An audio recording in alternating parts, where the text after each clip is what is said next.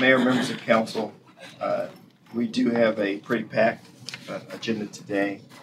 Some of it is, I guess, when we lost a little bit of time with a couple of presentations from last month, we'll make up that time here.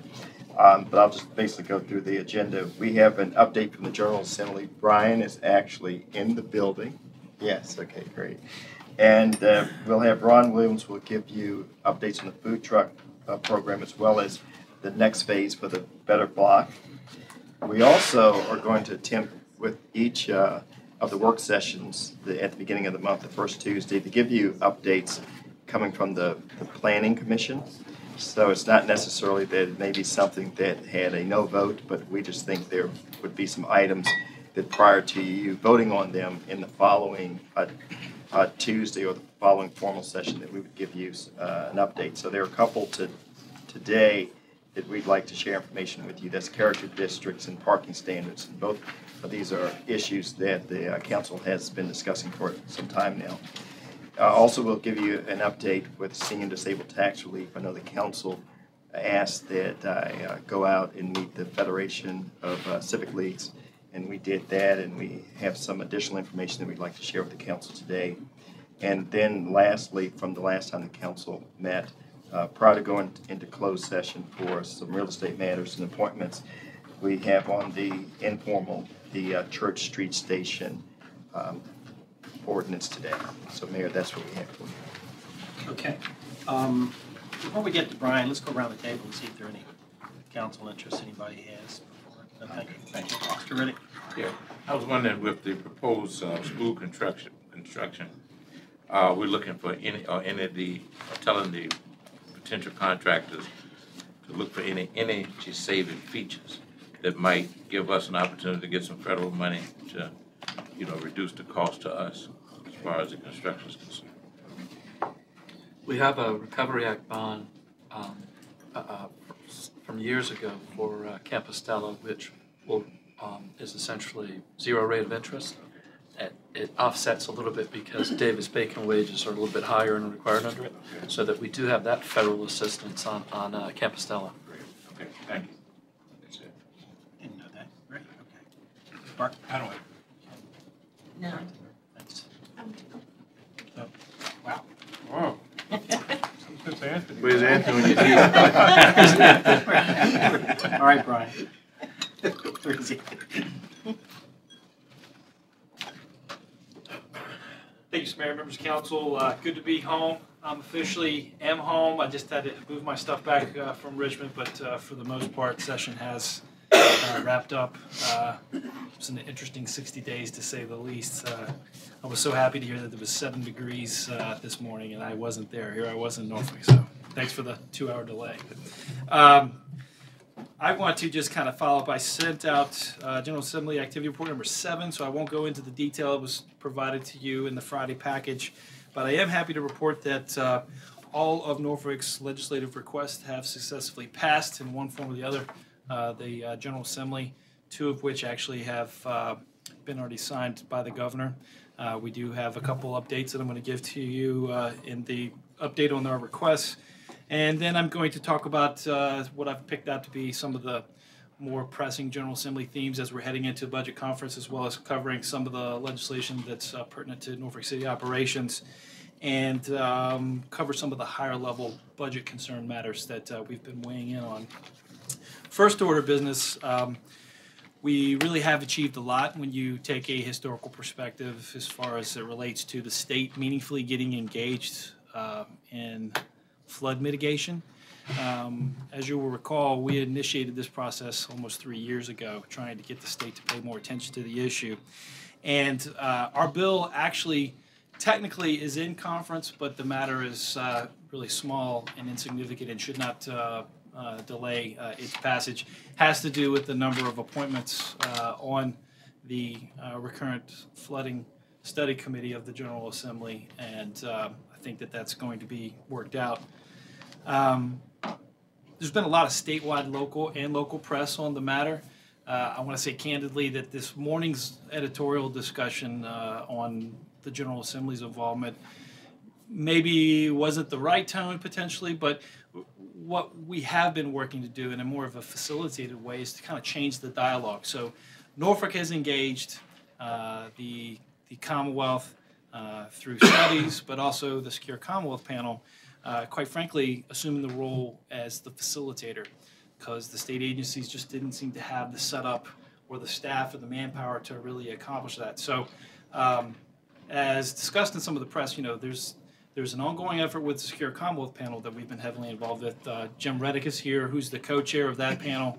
For lack of a better term, it really is set up and organized to be a technical advisory committee to the General Assembly members who are actually trying to take a step forward to identify the fundamental policy questions related to how we, as a state, as a region, as a city, are able to better respond to some of the flooding issues we continue to find ourselves having to face, but also the state would assume the role as the convener. So we have been working as a facilitator. The state is actually convening the multiple inputs that have already been received, all the different studies at the federal, state, and regional levels. There has to be a very systematic type of a process that we go through to postulate what we hope to be a very comprehensive policy recommendation document that is well received by the 2016 General Assembly session. So it's not a final done deal, but all of the cabinet secretaries, as well as the governors and the governor's staff that we've spoke with, have all indicated overwhelming support, and we will begin efforts in earnest immediately after session to work with the Secure Commonwealth panel to flesh out the first agenda and the first meeting of the General Assembly Recurrent Flooding Committee.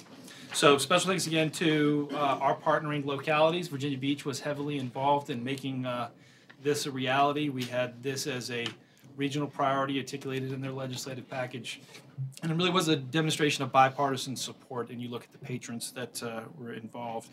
The interesting thing to note is that simultaneously in the 2014 General Assembly session, they have changed, and it's almost official, the secretariat roles. So whereas before you had the Secretary of Homeland Security and Veterans Affairs, and then you had a Secretary of Public Safety, there was a very involved study effort done to talk about the problems with that kind of organization. Jim, I think you were involved in some of that study effort.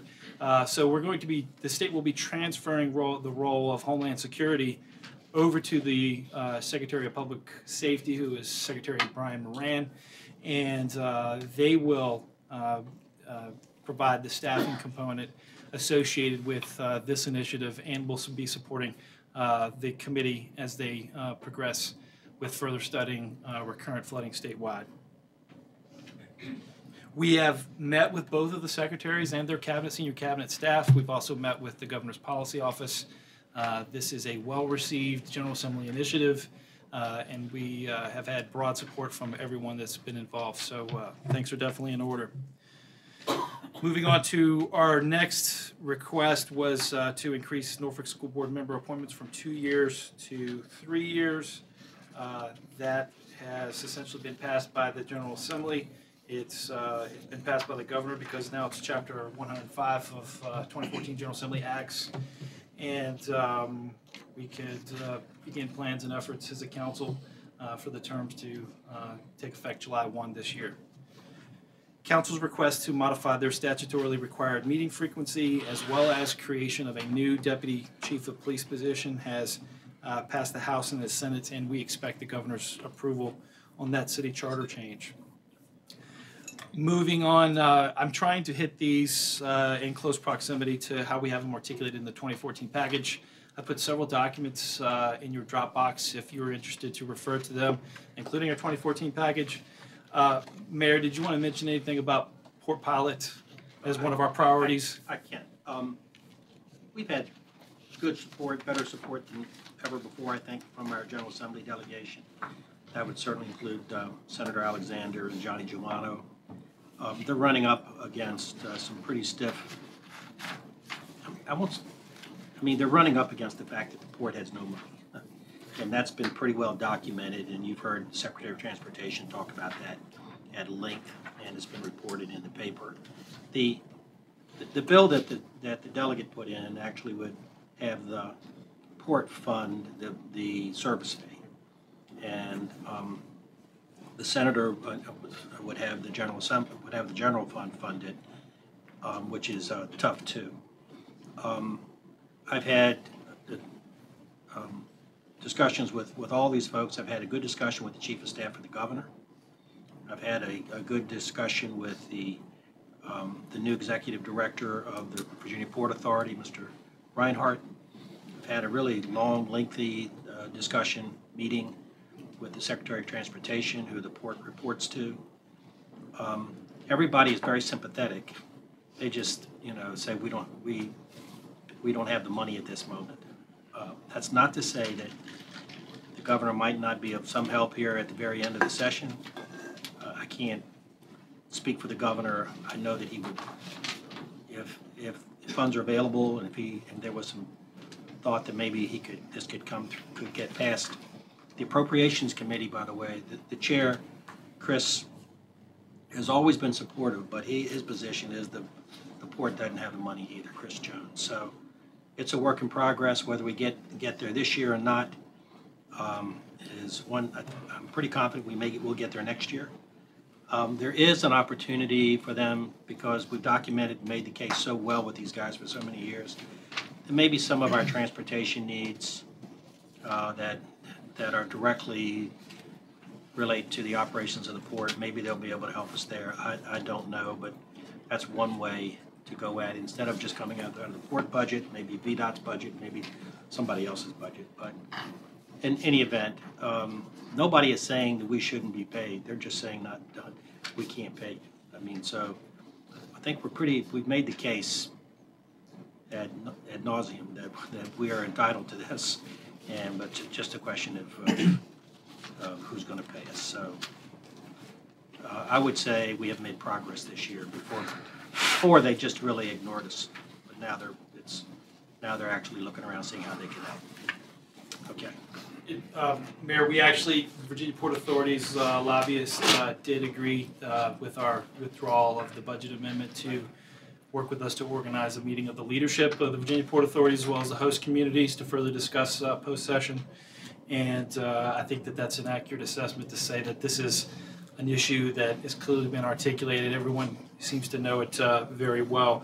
To refresh council's memory, there was a recent JLARC study that said full funding of Port Pilot would be essentially $6.3 million annually. And of that, when you compute it based on cargo tonnage, the Port Pilot formula, that translates to about $5 million a year to the city of Norfolk. So not over, but this is we're on it now, 15, 20 years, Mayor. So we will get there. We're going to get there one way or the other. Moving forward, again, following closely to your 2014 legislative package, we were able to successfully defeat all legislative initiatives to promulgate any kind of rules for uranium mining or allow uranium mining at all. I will selfishly take credit and say Norfolk was at the spear point of leading the charge with our assistance from the folks out there at Ron Jordan and all the other entities that were involved. So consider that a success.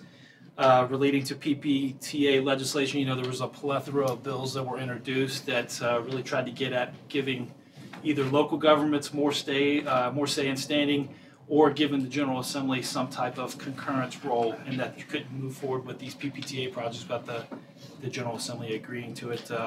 Unfortunately, all of those bills, which are too numerous to list to you right now, failed. There was, however, some acknowledgement by the VDOT folks and a lot of the policy folks from the governor's office up there that we have some legitimate local government issues as it relates to the practical implementation of PPTA. I know we overuse the word study, but they are agreeing to study the issue a little bit further and come back with specific recommendations. Transportation in general, there were a few technical pieces of legislation that kind of talked about addressing some of the issues from the 2313 monies that were approved last year. But there really wasn't any major transportation legislation except for the potential creation of the Hampton Roads Transportation Accountability Commission. These are two bills filed in both the House and the Senate. We are in conference on this important bill. What essentially it aims to do is to create a bonding authority where none exists to receive the HB 2313 regional monies, but also provide a mechanism that other funding mechanisms could be pulled under one cost center, if you will, so that money can be leveraged so we can better participate on these larger, expensive regional projects. So we do not anticipate that heading into conference that this legislation will fail. The issue, again, has to do with General Assembly committee appointments. Norfolk's been one of the ones right there at the front to insist upon 2 senators from Hampton Roads and 2 delegates. And so far, we look like we're making some good progress, but this is one of the issues that's been caught up, unfortunately, into the budget issues.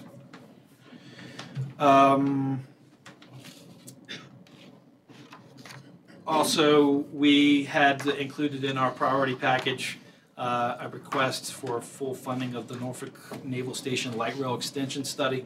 The Senate has provided funding, but the House has not. We've done the best job that we can to communicate to House leadership the importance of this particular request. We spent a lot of time building a large coalition of business support. I want to mention a couple that supported Norfolk's request. We got the HRTPO, HR Realtors, Tidewater Builders Association, Hampton Roads Chamber of Commerce, Norfolk Naval Station Commander, HR Acre, that's the commercial real estate folks, Virginia Realtors, ODU, and I could list some more. But a lot of folks say that it really makes some sense for us to at least study to find out how we might go about expanding light rail out to the Norfolk Naval Base. And we've had preliminary discussions with the new DRPT director, and she seems poised to want to be helpful to us in that regard. So this is unfortunately another issue caught up in the budget discussion.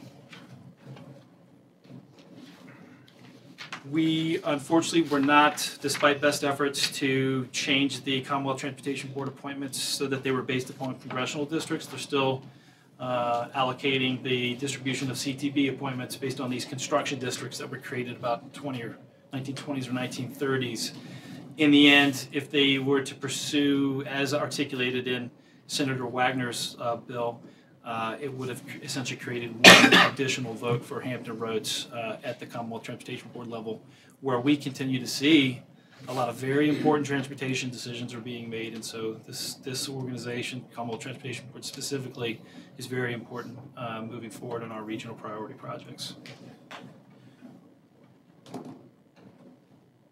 We are in good position, but did not actually get funding in place for a request that was also articulated by the Hampton Roads Transportation Organization, and that was to do a further study of the way the state goes about apportioning its transportation funding. The idea there being that hopefully through an honest assessment of how we're going about as a state apportioning transportation dollars, we would clearly see the stark differences in the other states and how they go about apportioning transportation dollars for those transportation initiatives that we care about most, and that's public transportation, as well as different types of modes of transportation, bicycles, etc. So it really has to do with the capacity of JLARC. They are backed up, according to the JLARC director, by 2 years. And so to the extent that we could extract a commitment that this would be the next study in queue for consideration, we were able to do so thanks to the delegation. Everybody seems to agree that we should take a look at how we're going about spending precious transportation dollars, especially because we haven't really looked at it in more than 25 years to see how we're going about the Transportation Trust Fund formula. How are we going about apportioning that funds? Do you have anything there? Okay.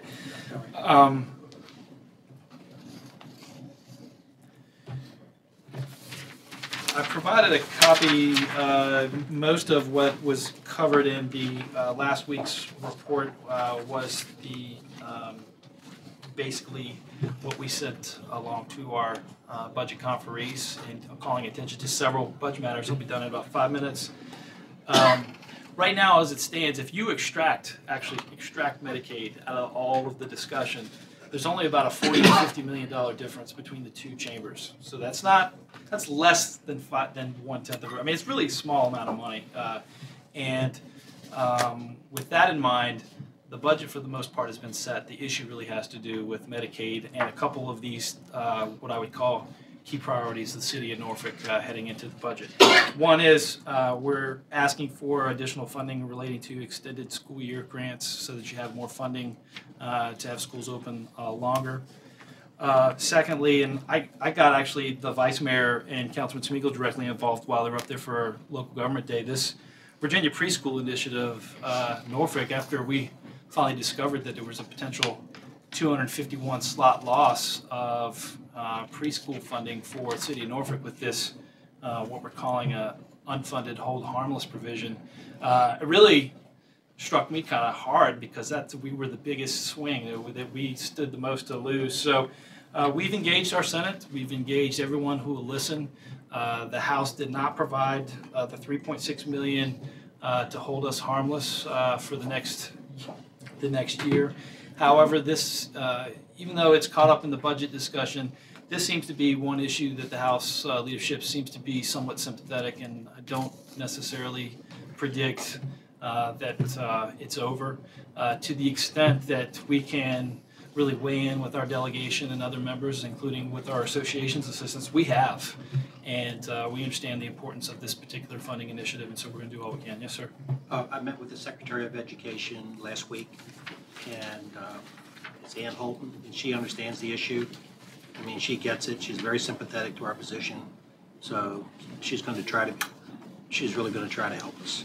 I mean, she understands the issue. So it was last week. That's really an important issue to us, I think. Definitely. Absolutely. In the same vein, K-3 class size funding. So the House made a provision for K-3 class size reduction funding, but the Senate did not, for whatever reason. Again, this is that $40 to $50 million of difference that they could kind of nibble around the edges on these things if they chose to do so. There's a couple other ones that I want to call to attention before wrapping up. Quickly, stormwater management, we got a difference between the House and the Senate budget. It's 38 versus 20 million in the House. More than likely, they'll split the difference heading into conference, so it seems like we will have additional resources available. Chief, we're trying to do something on HB 599 funding, trying to establish a base year so that we can lock in that amount. We did so with the Senate budget, but the House did not have the same provisions. Also, to the extent we could, weighed in on jail per diems. The Senate budget adds about $4.5 million in general fund for 2014. That's about a $240,000 impact to the city of Norfolk if it goes unaddressed. And wrapping up with my last topic, Medicaid. As you know from the local press, this is the issue, 2014 session, this is the issue that's drawn the line. And we have, to the extent possible, have weighed in. I provide a copy of Mayor Frame's letter to the House Speaker that pretty well articulates the position of the city. You'll see in the attached matrix, we call them Norfolk area hospitals, but really that's Southside Hampton Roads. You're looking at a cumulative $138 million impact to these hospital providers, specifically if the issue isn't addressed. So moving forward, local governments has been as cautious as we possibly can to say we're concerned about the vulnerable citizens that we have that rely upon this program and could potentially benefit. But as you know, we got to be careful not to raise our voice too loud because it could be potentially coming at the general fund, which is the funds that we subscribe to for others. So really are going to have to find a new funding source to be able to move forward. The Senate has pushed forward what it believes to be a compromise budget or a bill to organize a private provision for Medicare, but it just hasn't moved. So heading in to sine die, the prediction is this does not get solved by conclusion of session, then more than likely they will call a special session to deal with this. And there will be the continued push to decouple Medicaid from the overall biennium budget, which makes a lot of sense, but at least the Senate members that I spoke with, that does not seem to be where they are interested in going, that they feel that strong about this issue. That said, I'm available for any questions. Any questions for Brian? I have a question. Brian, for dredging, where would that money come from? They want to take the channel from 50 to 55 feet, I believe. Is there talk about that? It's a general fund, Mostly federal. mostly federal monies that they were matching. Bonding from the Port Authority. Any chance of that happening anytime soon? I would give it a better than average chance of actually passing. It seemed most members were sympathetic to the Commonwealth's efforts to get ahead of this particular issue so that we'd be that much more competitive. Brian, Angela. I just wanted to thank Brian. He took very good care of us when we were in Richmond, made sure that we got to see just about all of our delegation. Yeah, and all that we didn't get to see during the day, we got to see that afternoon. So thank you so much for that. And in the future, I will definitely take all of your recommendations. I learned my lesson. Thanks, Vice Mayor. Thank you. Appreciate it. Brian, you're doing a great job. Thanks, sir. Thanks for what you do for the city. Thanks One for question about the Transportation Accountability Commission. You know, and I don't really care. I don't think to the extent we have any influence, it shouldn't matter to us if they're delegates or senators. But what should matter is how many delegates or senators are from the south side, and how many are from the peninsula. You know, because that's you have to get, they're voting members. So Correct. If the peninsula gets 2 and we get 2, our population, our vote just gets diluted. If they get 1 and we get 2, that's great.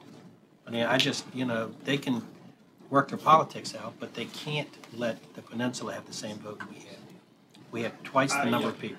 I would say, along with Virginia Beach and Chesapeake and a few, even Newport News, we've articulated that to both of the patrons. They understand the concern. Okay. The question has to do how you go about apportioning. As you know, it gets kind of dicey, but all said, this bill passes, we've got a significant tool in our toolbox to really move forward on some of these transportation projects we've been trying to do for years.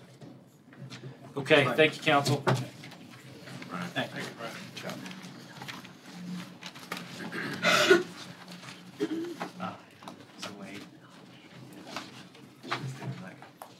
So Mayor, members of council, as the city manager said, some of these were holdovers from meetings where we did run long. They're intended to be updates because we do, and we also have some events or activities that are happening over the next couple weeks, we've come to the point with some projects in both these next presentations that we want to make sure that we're on the right track with some of what we're doing before we go too far down the road. Last year essentially was our pilot year for food trucks in Norfolk. And what I'd like to do is give you a summary of what happened last year and then where we're headed with this next season. We're going to be doing a lottery at the end of the month. As a reminder, we had 6 locations for food trucks, and then we had sidewalk locations for pushcart vendors. And that the program that we established, similar to some other cities, Boston was the model. And since that time, actually, Washington, D.C. has adopted a program similar to ours. That the requirements of a vendor are essentially the same as a restaurant. That the permits, the taxes, and the fees that they pay, and how they even build out their kitchen with stainless steel versus galvanized, are all the same that regulations that we hold for restaurants. One of the indicators that you asked for when we kicked this off last year was, well, we want to see what the impact is going to be to restaurants. And so this is the key data point to bring back to you this afternoon. What this represents here is the downtown restaurant sales from the same time period that the program ran this past year over the past 4 years. And what you see here is that actually the last 2 years have had stronger sales than the previous 2 years, which is great because we have seen that in the economy. The economy's been picking up, and so downtown restaurant sales have been much stronger than they were previously. So how did the food vendor program have an impact? Well, basically what we saw was just at about 0.5% of the total sales of downtown is what the impact was. And so we have concluded that there was no impact essentially on downtown restaurant sales. That what we had in the same period was strong, and it held, particularly the fact that it was stronger sales in 2010 and 2011. Similar trends for when the sales were occurring that you'll see here. The vendor program we kicked off in earnest in July. We didn't absolutely have 6 trucks that were running then, though we did have 5 push carts. And then as the months winded into the cold season, that the actual activity on the street or on the sidewalk started to diminish. But with November being somewhat mild, we still had vendors out operating at that time. How many do we have now? So that's a good question. So we ended the season with really three strong, regularly operating trucks. And we did have four vendors, sidewalk vendors that lasted the whole season. So some of what the challenges we saw were the locations. So I'll circle back to your question again, where we're headed this next session. Locations, the ones in the Arts District, they really didn't see the foot traffic. That they didn't work. And so you gave the manager the authority to have flexibility in the program. So with input and understanding of the daily operations, what they were doing, and any other operational issues we ran into, we did make adjustments throughout the months. Some of the challenges were the length of time for a new truck to become operational. There were a couple of vendors that were in the lottery, but they didn't really have a truck up and running. And so then they needed to build out the truck. They needed to get their financing in order to operate it. They needed to work out kinks. Some vendors, while they're successful in the type of product that they sell in certain types of events, they weren't necessarily structured to sit there every day and wait for walk-up customers. And ice cream vendors and cupcake vendors were the ones that we saw that really desserts are not, there isn't enough volume in sales for them to sit there and pay someone to sit every day. The dessert people probably would do good about 3 o'clock. Correct. That Yeah. afternoon. Yeah. Yeah. So one thing that we offered in order to help with, we didn't have a continuity across the whole program the past year with vendors being able to make it all the way through except for the 3 food trucks and then the 4 push carts. We offered the ability for some other vendors that we've seen operating in the area, as long as they had a business license, to try a weekly pass if they wanted to see what it was like. And we've secured some interest in coming into the next year to buy a whole spot for the year.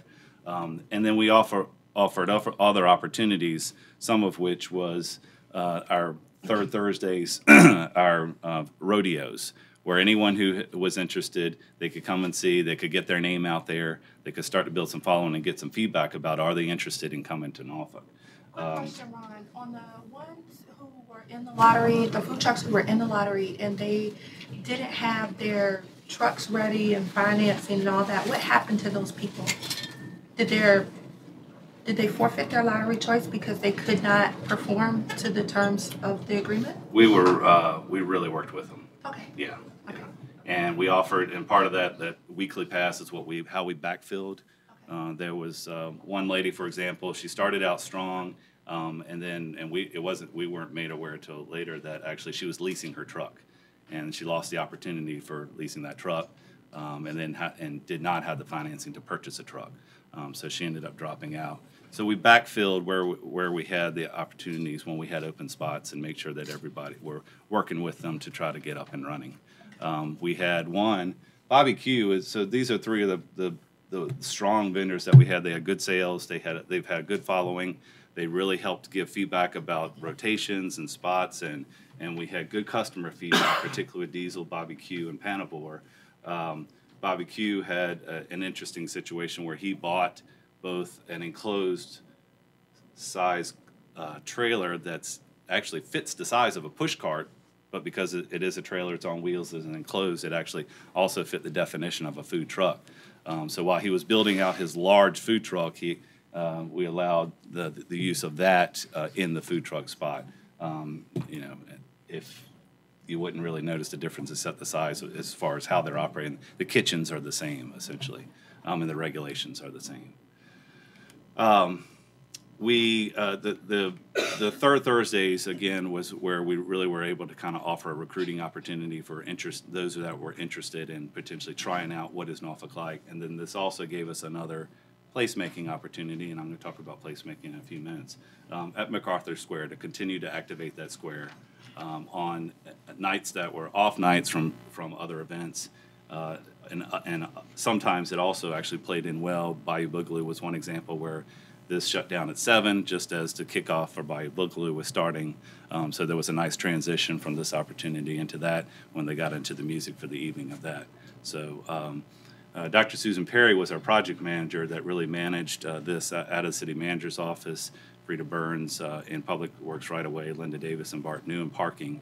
They were our core day-to-day managers of this. And we believe that the first season was a success. Everyone, both the vendors and the city, got to try out some kinks and work through the processes, and that it was successful in establishing that we have a vibrant food truck program. While it is small in numbers, it's pretty reflective of our population and the number of businesses that we have downtown.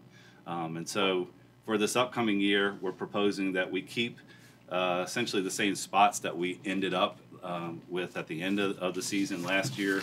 MacArthur Square showed to be strong. Freemason Street is not as strong as MacArthur in sales, but does have great opportunity as people start to see that that is going to be an established spot.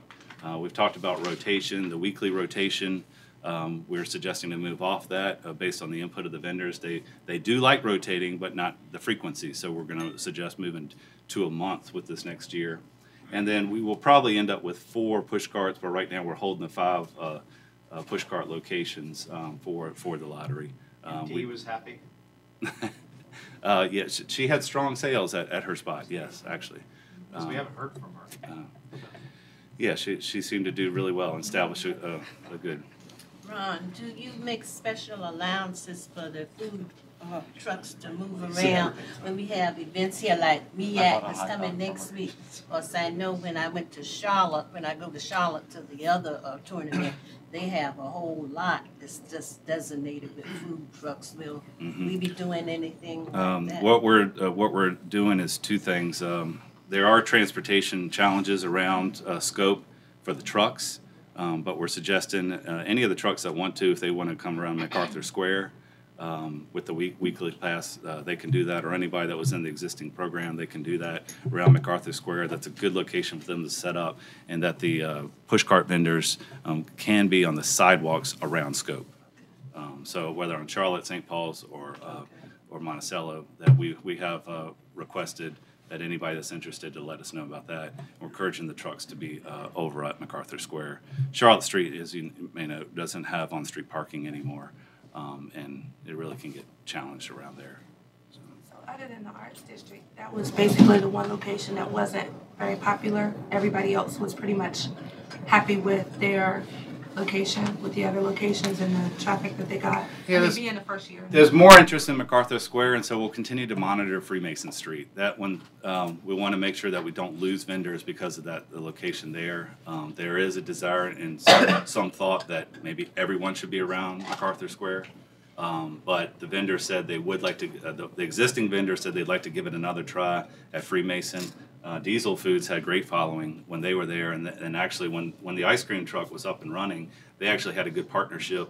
They seemed to attract similar customers, and particularly they were hitting a certain time of the evenings. They liked evenings compared to daytime. Diesel serves soul food, so that's we try to give them as much opportunity within the framework, and also being sensitive to the bricks and mortar restaurants about what the locations are. These seem to have settled in a good spot, particularly that pocket around MacArthur Square as a good opportunity. So absent any other concerns, we're going to go ahead and hold our next lottery, and this will be the first time we run a full season. And the season is really April till December. January and February really just, and as we've seen this year, is just not optimal at all. If we have a mild November and December, then they can run through that. What they buy with the permit essentially is 3 seasons, and we don't charge for the winter time.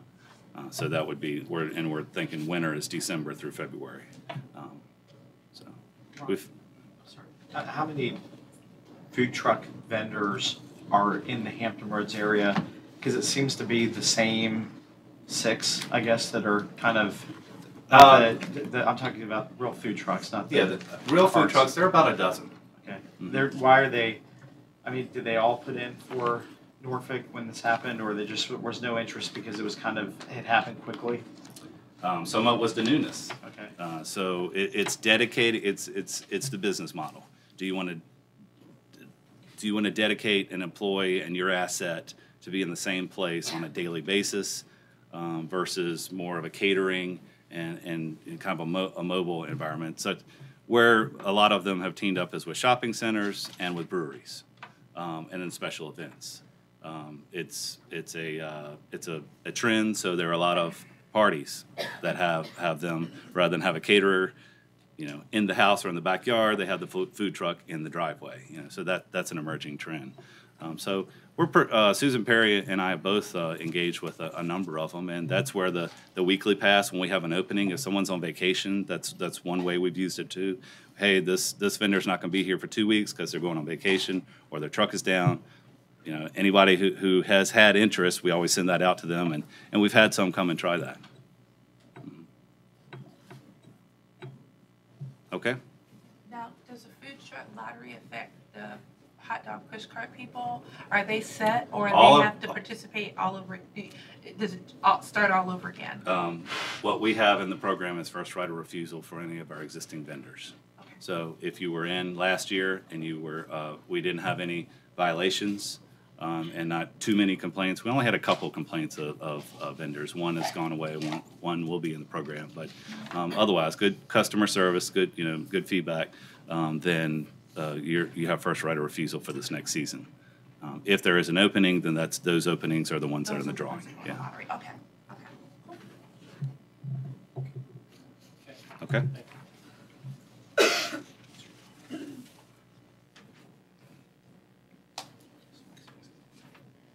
So this next report, Council, is a combination of a number of efforts. It is because we hadn't given you a final report for the Better Block that we hosted at 35th Street and how we're using that as a planning tool. We gave you the report a couple weeks ago at your places. But as a reminder, of course, we first engaged with the Better Block demonstration project for the Arts District and tested some concepts and ideas. And with 35th Street, we really solidified on how to use this as a planning tool, how does what we do in that weekend inform decisions that can be made for zoning, that can be made for potential infrastructure, and how also does it work as bringing a community together to make a better place. And 35th Street has really become the standard bearer, really even within Better Block's experience for how that can be done. So we've used it for community-driven revitalization. Of course, pop-up retail is an important part of that. What we had in the Arts District, we had about a half dozen pop-up retailers. At 35th Street, we had 20-some pop-up retailers for that weekend. People that were testing out how to be a business for the weekend, how to sell their goods. We tested infrastructure changes with an understanding that these business districts need to be good places to live, work, and play, and where sometimes streets are very car-centric. And so how can we reshape that, but also with low-cost investment? And then it informs our planning decisions.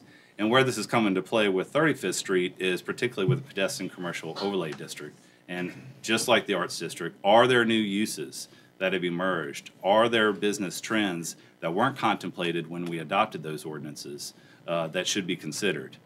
35th Street was pretty outstanding to watch. A civic league and a business association come together and really do this only with city guidance. They actually did it themselves and really inspired Team Better Block, so much so that they had it in their annual report about how good last year was, how people excited them about making changes across the United States. The city of Norfolk has been recognized by both ULI and their Urban Land magazine from the fall, and then MIT from their Urban Planning School for its use of it as a planning tool and its use of it in engaging community. Places in Making, the report from MIT, looked at how placemaking builds better places and communities, and Team Better Block has helped us do that. So what you're going to see as an outcome of 35th Street is that there's ongoing engagement with both Park Place Business Association and Civic League jointly.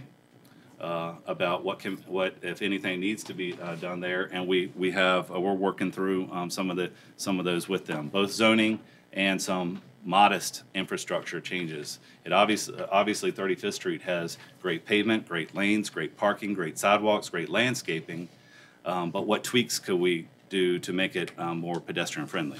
Because we did see that we need to do some of that at 35th Street, particularly with mid-block crossings and at the intersections.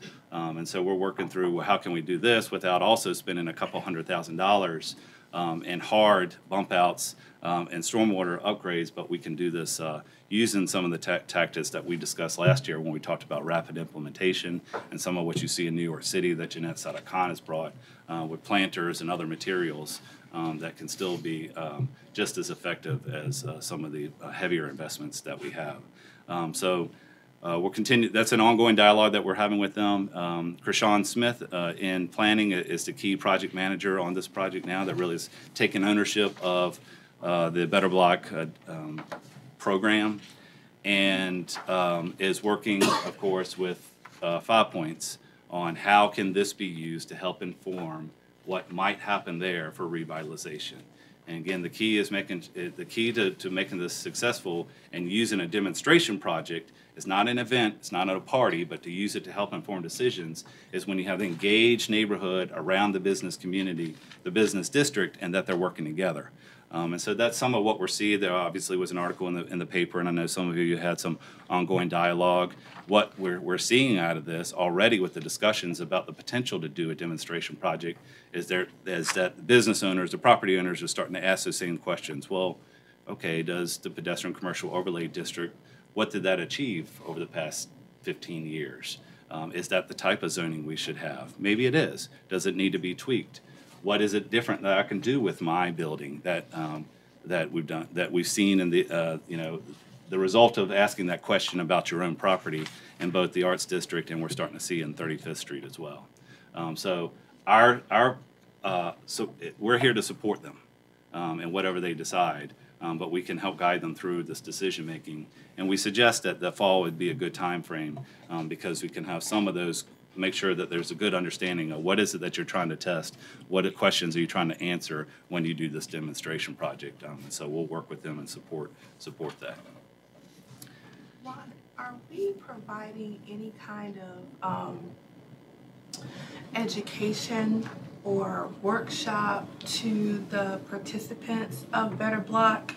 I guess what I'm trying to get at, it's different if you come for a weekend. Yeah. And you do really great with your idea for a weekend. Mm-hmm. That's a whole different thing than being in business every single day. Right. And day in and what that takes. So how are we following up with the people who had success during Better Block to help them to say more than, oh, go get a business license and get your trade name registered and all that kind of stuff. What are we doing anything like that with them? We are. We're actually going to solidify a pop-up shop program.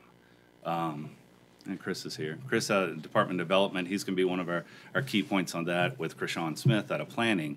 And we're working with the Commissioner of Revenue about, particularly for those micro businesses, the Etsy business that has tried out being a pop-up shop and they sell online, or maybe they're sharing space at Norfolk Fair Trade down here at Monticello Arcade or something like that. But how do they actually, have a 3-month lease with maybe 2 or 3 vendors? We're seeing that there are some key advocates out there for that, and we stay in constant communication. And we're now going to solidify over the next few months an actual program, so that when somebody comes and they say, well, hey, I want to be a pop-up shop. I've heard about that. I don't think I have the wherewithal or the financing yet to actually go sign a multi-year or 1-year lease and go through the 3 or 4 month process to get certain permitting other than a business license. We do see opportunity for that, and we want to put some structure around it so that we can basically help and say, well, this is how you do it. And so we'll be able to probably wrap up what does the program look like by the end of April. And we may even be the standard bearer on that. We haven't seen that it's being done well anywhere else in the United States. And that's some feedback I get from Better Block as well. Dallas has tested some, New York has tested some, but we haven't seen that anybody's really doing it well. So we want to have a good program and use it for retail incubation, essentially, is what it is. We've also talked about with the Retail Alliance how they could be a partner in that, and what we see is that they can help bring in the education and training that they have an opportunity to get funding for that can help any of those who might be participating and they're flagged. Here's a pop-up shop. We have some that are coming on 21st Street in a few weeks that are going to be sharing space. What's the next step? How do they get to that long-term lease? How do they find landlords who are willing to consider, maybe a fledgling startup or sharing space, things of that nature? The Retail Alliance is amenable to being a partner in that. Have we partnered with the Small Business Administration on any of that, or is that in the plans to maybe partner with the Small Business Administration to get them to help? Yeah. Or to provide, information or whatever? Yes. SBDC, of course, located at the Chamber of Commerce, same building as development helps, and so yes, we have conversations about that. Yeah, I'm glad to see that you're coming to Northview at the 5 Points with this Better Block. That was one of my priorities during my interview for this seat. When you have the Better Block, do you close off the traffic to this traffic can still flow through there? Okay. We do, because what we're trying to is essentially creating a living charrette. So, and that's what's really helped folks envision what can be. So we might have Ray Gendros do a nice rendering for us, but it might sit on the shelf or sit on our wall for 4 or 5 years. You can experience what you think you want in 4 or 5 years in one weekend, and so we do let traffic go through, particularly because we want to see. We actually test, can we get the traffic down to a certain a pedestrian-friendly speed? And in both the 35th and Arts District, we did that. We were able to bring it down to 15 miles an hour, which is the best target for a pedestrian-friendly district. So do the bump outs work, or do the parklets, and I'm going to talk about that in a second, do they help with that traffic calming? And we actually use a radar gun to get that data. Yeah, because like the lady was quoting yesterday, I remember when the 5 Points was a thriving business place. And the reason those businesses, they are designed like that is because it was, we got that from the county. It was annexed from the county. And the building codes weren't like the ones we have now. That's why we have so many different styles of structures in 5 Points. Mm-hmm. Will that address that too, the Better Blocks thing? Infrastructure? Yeah, the infrastructure. Mm-hmm. It can help inform that, yes, and that's what we. Yes, and I go to a lot of those businesses down there now. Yeah. It can be a divergence of a different approaches to this area. Part of why we targeted these are strategic economic growth areas in our plan. In our plan, they have the structures that can have adaptive reuse that can be revitalized, and so particularly for 5 Points, do we still want adaptive reuse of existing buildings, or do you want a complete redo with demolition and new structures? And that's some of what you can test. Is there a community that would support the types of businesses that would locate here, or do you potentially shift to a more suburban shopping district model? That's some of what we've been essentially struggling with. I think the community over the past couple of years is which way should it go? Well, you want to, as much as possible, is entice reuse of these buildings that the community would support prior to any type of large-scale demolition effort. Thank you. I'm sure Bev Cell's going to be involved in this somehow, but this area seems like a great location to do a farm market type concept and pushing food vendor type things like seafood sales and things like that. In fact, I think they usually have one in the summertime that sets up on the weekends there. But and there might even be an area, that put a community garden, in some of the vacant lots that are across the street, closer to the Fresh Pride. But really, promoting the healthy living and healthy communities aspect over there, I think it just would be a great location for that would really draw people to come because of its, proximity to major roads. Mm-hmm.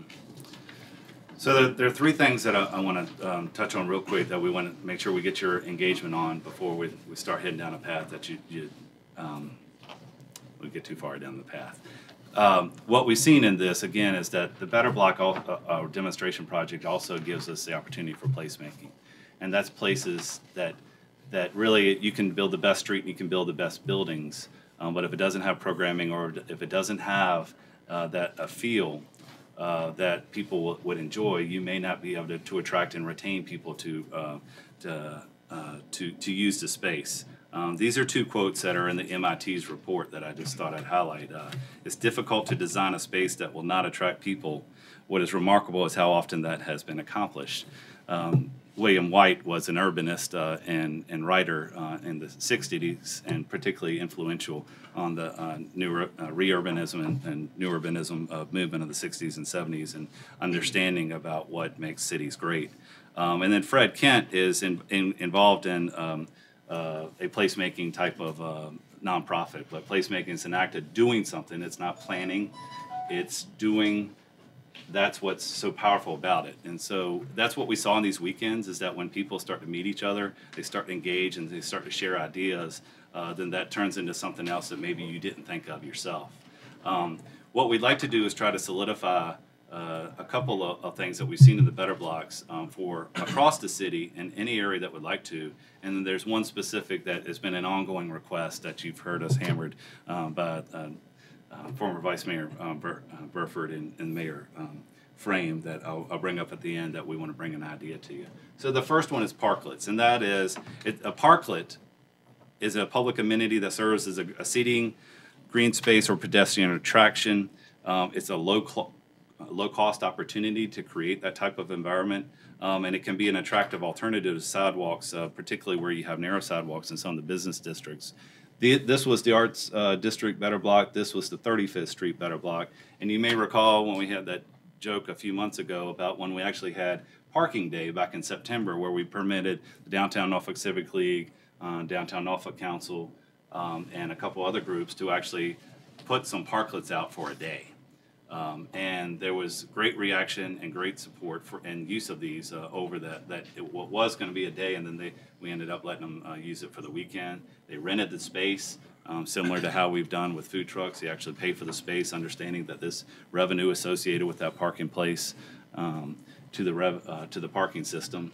And so what we're suggesting is that we actually solidify a parklet program. We have talked with the Downtown Norfolk Council and have come up with a framework based in large part on some of the structure that's been established. San Francisco has a very robust parklet program, an inch-thick guide about how to do it. It contemplates stormwater, it contemplates safe pedestrian and safety of those sitting in the parking lots. It understands the dynamics of what the urban environment is like. And so that's what we'd like to recommend, is that we have an opportunity that Downtown Norfolk Council, at a minimum, or any other business district that would like to partner with and establish a parklet program, that essentially the guidelines that we have established, which are starting to be pretty common across the U.S. as far as standards for parklets, that we be able to do that in the public right away. And that provides some of this opportunity, again, for placemaking that seemed to be very well received in each of those events that we had.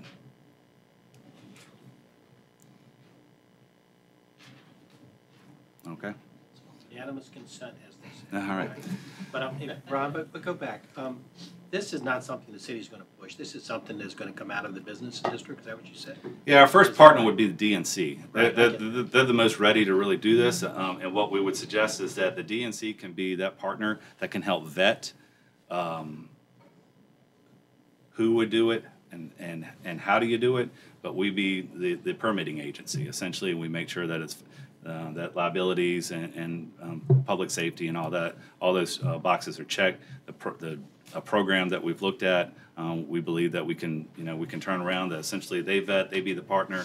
That there be some fee to offset the use of the space, which is debatable. Some people suggest that it could be investment in additional green space that we don't have. But they can be used as a combination of eating, green, and/or bike parking, and that's often what you see in some other cities. But we really like to have a partner, and that it be a reasonable number. You know, 3 were used on parking day. That seemed to be a pretty decent dispersal, but not that you have 4 or 5 in a block or even a couple in a block. Realistically, we just kind of need to get some sense and have a partner that will help us manage some expectations on that to try it out for a year. Is there any restriction to the, let's assume it's a restaurant, is there any restriction if the restaurant already has outdoor seating space? Is there a restriction that would afford them, would they be restricted from having a parklet if they already have outdoor seating space? That's one thing. Since the sidewalk's already narrowed as it is. Right. I wouldn't think we would need to put a restriction. The only thing is that particularly with ABC, Virginia ABC is, you know, not necessarily serving to the parklet, but as far as, you know, taking takeout and going to sit, you know, what's the difference in that and sitting in your car, sitting on your bike or something like that, or sitting if there was a park bench. Or just you can't have alcohol in that area. Right. Because of ABC's restriction. I mean, something that we've done. Yeah. So that's something that we'd like to work through with stakeholders and DNC is, you know, how do you balance that where you do have that, what are the appropriate types of locations? Is right outside of a restaurant that has an authorized encroachment a spot for that? Probably not. But you know, look at the whole space, at the whole block, the whole street, and consider that. Well, I don't think that it would necessarily, I was just wondering if you had thought about it. I don't think it necessarily restricts anything. The sidewalk is the sidewalk size, it doesn't adjust. But just the opportunity to move ABC out to the street, I wish we could. Right. But that's something you may want to look into, at least let those restaurants know ahead of time. If you already haven't, you may have. I just saw the Three-Way Cafe and how that looked, and I don't know if I don't remember them having any outdoor seating at all. But if you have restaurants, let's say on Collie, that already have outdoor seating that want to make a parklet, I mean, it's fine with me. I think it's a great idea. It just gives them more chance to expand, you know, in the summertime. Yeah. 21st Street, right. I think it's terrific. If it allows 21st Street to expand further. It's just something to think about. If you all, I'm sure you already have. So the next one, we're a port city. We have been for 400 years. And there's an emerging trend that we believe we have an opportunity to help with our placemaking, to help to some degree with a coolness factor. We're not on the leading edge of this necessarily, but this is an emerging trend. We have it downtown right now and at the plot, and that is an emerging trend. I mean, what do you, who's using them? I mean, where else would you? So we're. Who's going to tell you? So you recall we have repurposed containers for art right now in downtown, but we have a plentiful amount of containers around here that could be used for other things. So if you look in Austin, Texas, for example, where one was used for a coffee shop. I knew you'd mention Austin. Of course. Okay. It's a fun place to go, visit. Or you look in Virginia Beach, where there's actually a Starbucks that's made of containers. Or if you look at when the seaport in Manhattan, down in the financial district in New York City, was wiped out from Sandy, and while they were doing their revitalization, they established a shopping district with the use of containers. The Sea Change program was a pop-up retail program last summer. This is a picture I took. It was a really solid structure and good looking, and helped keep that business district active while they underwent revitalization from Sandy. Or you look at this past summer's America's Cup, this village that Puma built, which had retail shopping and eateries in it. And so what we've seen, we've looked at building codes in Virginia, we look at our zoning, and we believe that containers could be something that offers an opportunity, particularly in these revitalizing business districts where we're going to have vacant property from time to time, that could offer this type of use, that we could have some pop-up retail, that we could have some coffee shop, that helps hold and solidify a placemaking opportunity until the larger redevelopment comes along a number of years later. We also are suggesting that actually when the plot moves and its movement to the Arts District, that those containers that are used now, a couple of them could be repurposed, and not just for art, but actually to go ahead and launch this type of activity, where one, it could be used as storage for for seating for Plot 2, but also you could potentially offer the opportunity for someone to have coffee or something of that nature that keeps that plaza active and builds on the growth that we've already had in the district. So we have our team of urban designers and architects that have helped us benchmarking on this. What we're suggesting is not necessarily be the city do it, but it could be city-led, city-encouraged, that when this activity pops up, if there's someone that would like an opportunity to invest in some of these, that we allow the use.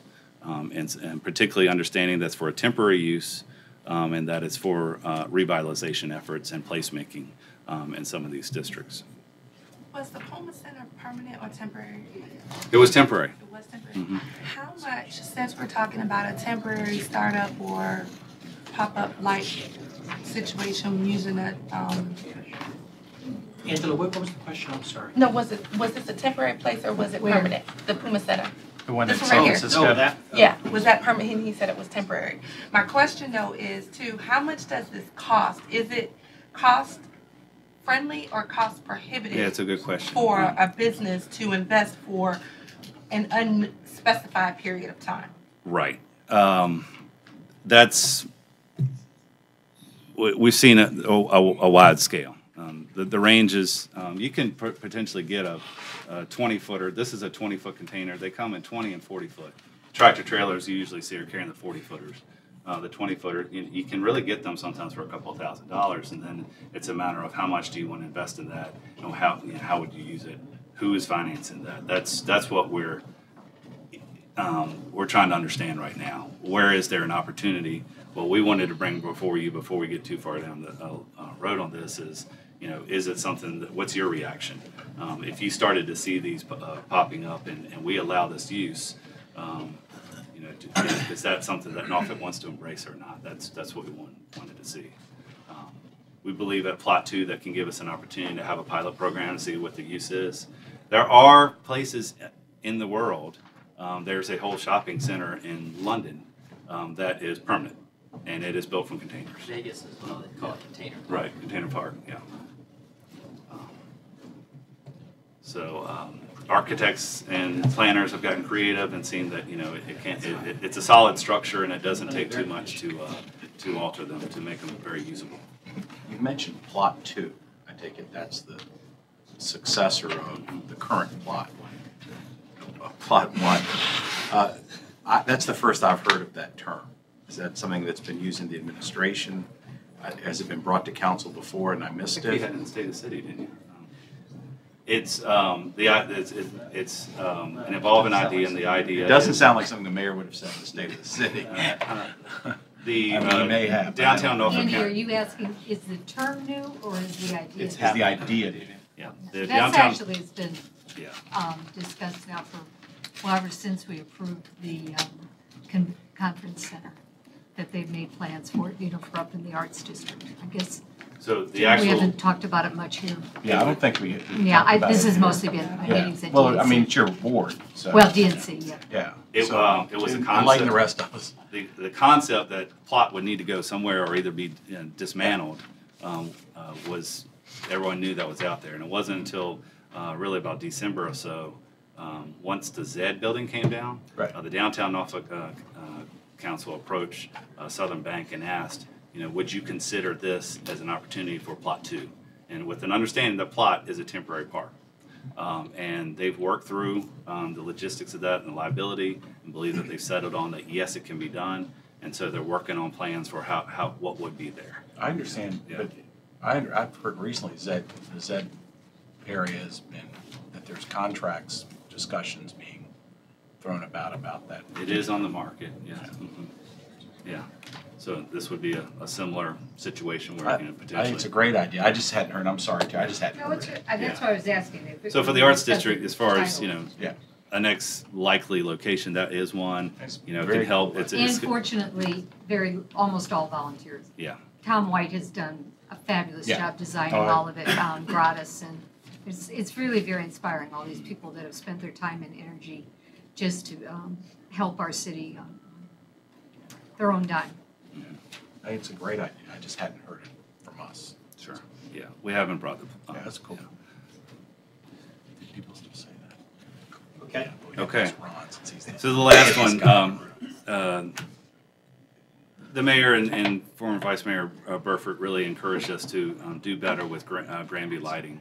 And one of the biggest challenges we've had is working through complexities of who owns what, Virginia Power, what do the property owners had. And so as we mentioned to you back in December, I believe, was that we actually engaged a contractor through a subcontractor through our local RG Electric, Hillbish McGee Lighting Design out of Pittsburgh, and asked them, okay, what would you do with Granby Street, realizing that Granby Street is an iconic place for the city of Norfolk? What professional advice would you offer? We also asked for stakeholder input. And so we asked them to look at everything, look at the existing light poles, look at lighting in trees, look at lighting of structures, and anything else they recommend. And so stakeholder meetings were held throughout November and December, and there were 4 key things. The suggestions were to have lighting to create image that is unique, to create environment for photographic moments, again, back to that placemaking. Visible lighting to attract people from Granby Street when they come to other destinations downtown, Waterside, Scope, Freemason, the like. And that lighting is, again, a placemaking trend. Let's stake our claim now because we actually have some historical context. These images are from Meet, Greet, Imagine. Lori and team did a great job of kind of giving some idea of different types of uses for light out there that exist today. This is when we start to do some benchmarking about what's happening out there. There were 2 particular places, the Short North Arts District in Columbus, Ohio, that actually had a precedent for lighting in the early 1900s, and that they started to bring it back as part of their revitalization in their arts district. And then Larimer Square. If you Google Larimer Square and look at the images on Google, these are the type of images that pop up. If you Google Granby Street, you often see images of historic, nice buildings.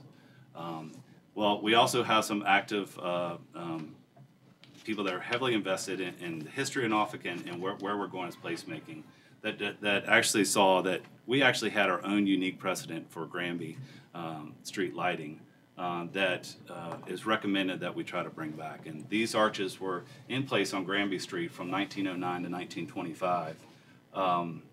And the suggestion is that this could be one of the key unique, iconic lighting techniques that were used on Granby for the lighting project.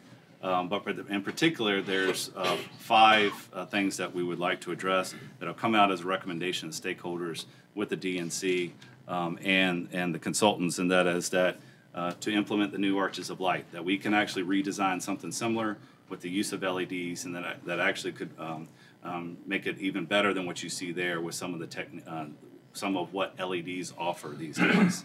You can program them, for example, to do different things in different colors. That we have new recommendations for how you can uplight the trees and enhance the look of the trees on Granby Street.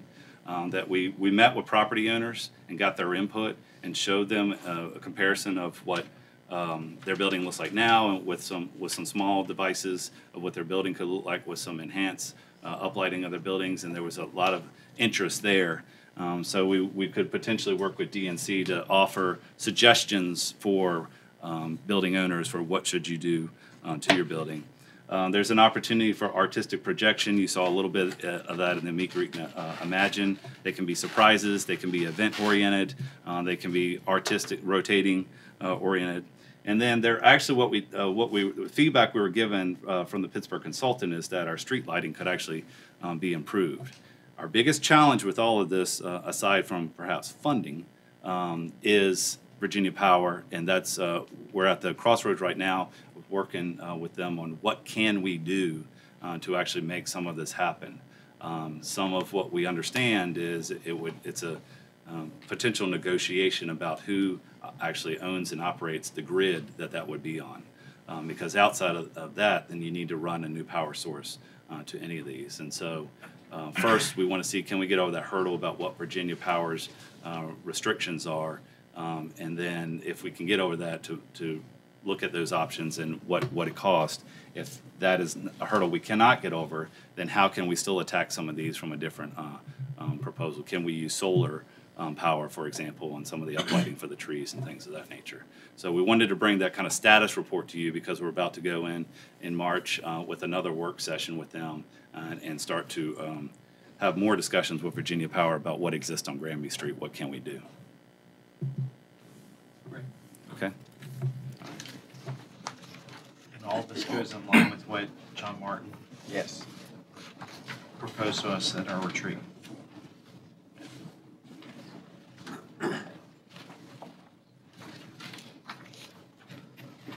Well, unfortunately, I cannot top that.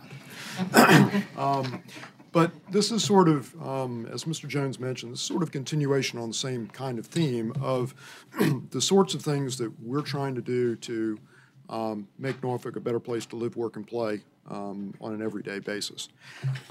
What we want to bring to you today is the first of what we expect will be a fairly substantial series of changes to the way we do things in terms of zoning and the processes we use in planning. These are driven by our general plan. These are the things that are in Plan Norfolk 2030 that you all adopted last year. These aren't driven by an applicant coming and saying we need to do this. This is driven by what you put in our plan as the policy for the city and in the way we want to move forward. The goal, quite honestly, is that we want to be the location of choice in Hampton Roads for residents, businesses, and services.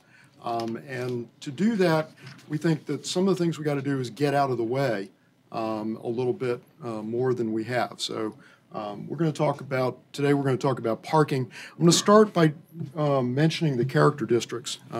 Ms. Green, you were not here when we were talking about the character districts last year and the year before, so we thought we'd remind everybody of where we are on character districts because that's sort of the foundation for the direction we're headed with other things like landscaping and open space, eating and drinking establishments, entertainment establishments, and things like that. So we're going to start with character districts, go into parking, and then I'll be glad to, of course, at any time, respond to questions. So first thing about character districts is it recognizes that our city is not a one-size-fits-all. We have lots of different neighborhoods, we have lots of different characters, but primarily we were able to identify three different characters to the city. The first is the downtown area, the second are the traditional areas that developed in the 18th, well actually the 19th, late 19th and early 20th century, and then finally the suburban parts of the city that for the most part developed in the latter half of the 20th century. What we've talked about in the general plan and what we're talking about now is beginning the concept of varying our regulations based on the character district in which they're located so that we are not dealing with a one-size-fits-all. So downtown we have a range of higher uses, higher intensity uses. They're all blended together, and we have an abundance of public parks, public parking, green spaces, lots of walkable places, and great transit access. In traditional character districts, we also have a wide variety of uses, mostly developed along a grid pattern of streets that we also are blessed with good transit, although not as good as in downtown, and there are a variety of small parks, green spaces. Suburban character district is, characterized by a greater separation of uses, larger lots, yards, streets that are not particularly amenable to the provision of transit, and for the most part, everything here is automobile-oriented. The facilities that are there are not particularly walkable, and for the most part, people have to drive to get to them.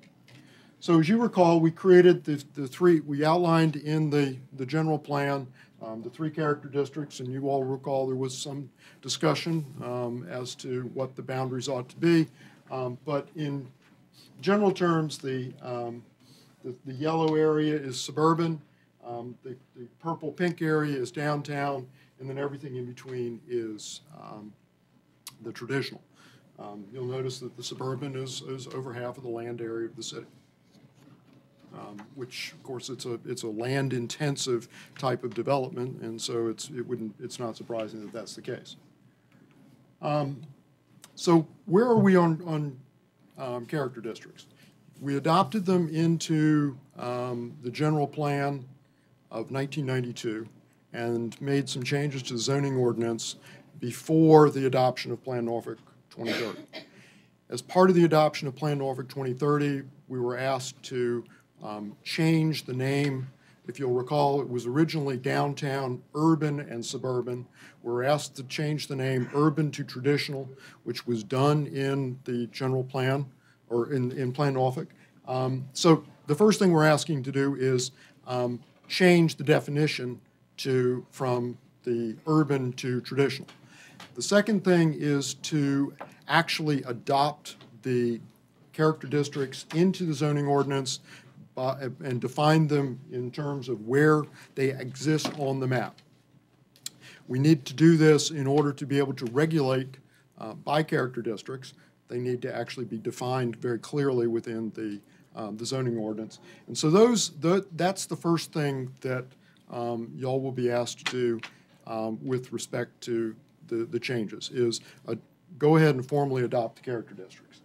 So what are we going to do with the character districts? The first thing, as you'll recall, one of the questions that came up when we were talking about at the general plan stage is, okay, why are we doing these? And so, we've said there's lots of things, but we promised we wouldn't come back to put them into the zoning until we actually had the first reason to do so. So the first reason is parking. And why are we doing parking?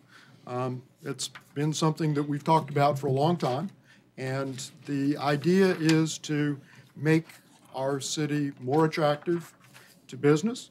It will improve, we believe, the economic climate, and by eliminating the one-size-fits-all concept, it allows the parts of the city that are transit-rich and public parking-rich to have much less parking requirement than those parts of the city that are not transit-rich and don't have a substantial amount of public parking. This will allow businesses, and particularly some of the areas in traditional, we believe, that are currently a bit on the stagnant side, will hopefully allow businesses to come back in. Part of the reason we're told that folks have not been able to use some of the existing places is the fact that the parking requirements are too high. So what did we do? We used every bit of available data that we could find from the Urban Land Institute, National Parking Association, the American Planning Association, lots of universities, including Rutgers, and for bicycle parking, the Association of Pedestrian and Bicycle Professionals. This has been a 4-year process. We have met many, many times with lots of stakeholders. We've had lots of discussion with the public. We had almost a year's conversation with the Planning Commission over this. And so now the Planning Commission has recommended this to you unanimously, and it'll be coming up on your agenda later the month. So we want to go through real quick and make sure you understand what is in the proposal. And if you've got questions, we can answer them. First of all, it enhances economic development opportunities. It's by reducing the parking demand, it increases the development potential of existing sites.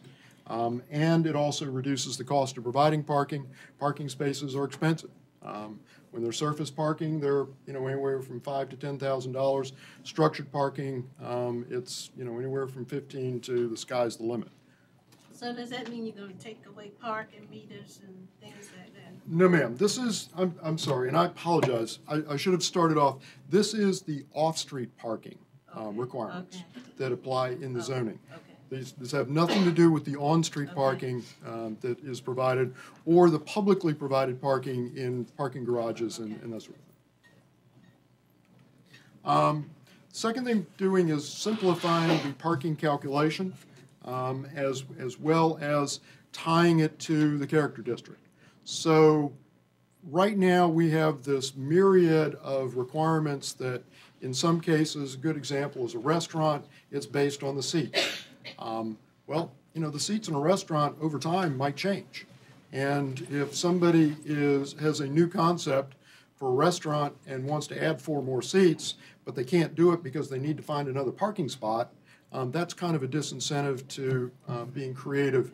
And so what we are proposing is to base everything on gross square footage.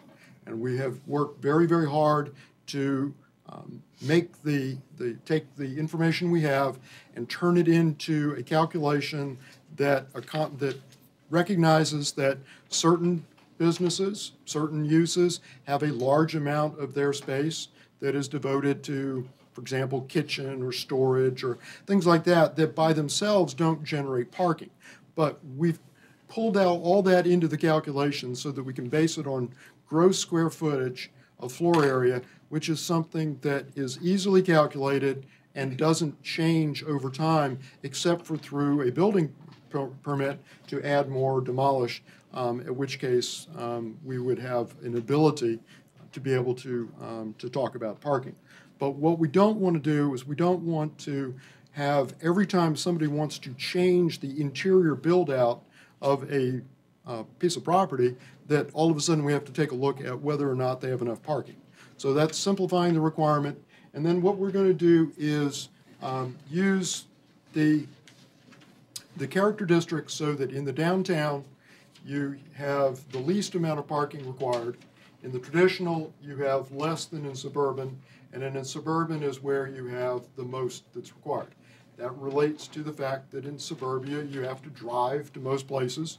In downtown, we have a very walkable downtown with great transit, and this council is committed over the years to making downtown more walkable and more transit friendly. And so by reducing parking requirements, that both of those those goals are achieved. We're also going to, even outside of downtown where you have transit, where we have the light rail, there's a proposal to reduce the amount of parking, off-street parking required when you're within 1,500 feet of one of our light rail stations. And the way it's written is as we expand light rail into other parts of the city in the future, that automatic reduction will go right with the expansion of light rail. It's environmentally friendly because the parking is an impervious surface. And an impervious surface, every time a raindrop falls, the raindrop rolls off and the city has to manage it through stormwater. So the less amount of impervious surface we have, the less stormwater we have to manage, and the easier it is for us to meet our environmental goals as a city. It also reduces the urban heat island effect by having less asphalt, less impervious surface for the sun to come and heat up. These, again, are all part of meeting the goals, other goals in the city. The big change, other than for how we calculate off-street vehicle parking, is the addition of bicycle parking. This has been worked through the city's Bicycle Trails Commission, and the recommendations, as I mentioned, are based primarily on the research done by the Association of Bicycle and Pedestrian Professionals, and excuse me, it's the Association of Pedestrian and Bicycle Professionals. And it's tied to having the concept of both long-term spaces and short-term spaces. So, for example, along Granby Street, you don't need anything but short-term parking spaces. People ride, they need a bike rack out front, that's great. However, if you've got a multifamily apartment building, then you probably are looking for some place to store your bike that's a little bit more secure, out of the weather, and so that's how this is based, that you have long-term spaces where people live, and places where people may bike to work on a frequent basis, and everything else is based on short-term spaces. Again, it's based on character district. Downtown, more spaces are needed because it's a more bicycle-friendly area than out in the suburban character district, which is, for those of us who ride bikes, I can attest, is very unfriendly to bikes in many places. And again, fewer people ride in suburban area. So what does all this mean? One of the applications you have coming before you later this month is the Push Theater in the new Arts and Design District. Their application requires today that they have to have not only the application for the entertainment establishment, but an application for off-street parking. If this is adopted as proposed, the application for off-street parking goes away because of the way we calculate it and the fact that they are in a downtown district. Therefore, there is a reduction in parking or off-street parking required, which reflects the fact that A, it's a transit-rich environment, and B, there's lots of public parking available in the downtown area.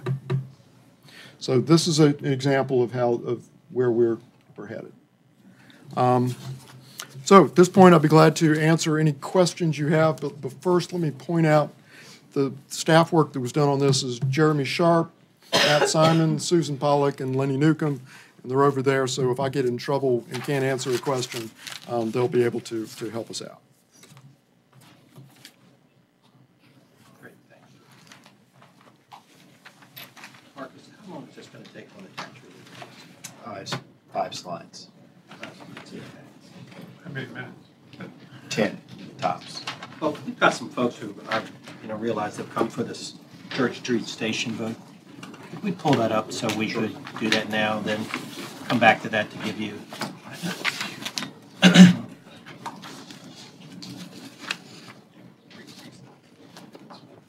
Sure. Okay, well, why don't we take 5 minutes and we'll take a break here. In the meantime, we'll get ready to tee this up. Okay. All right. Quick.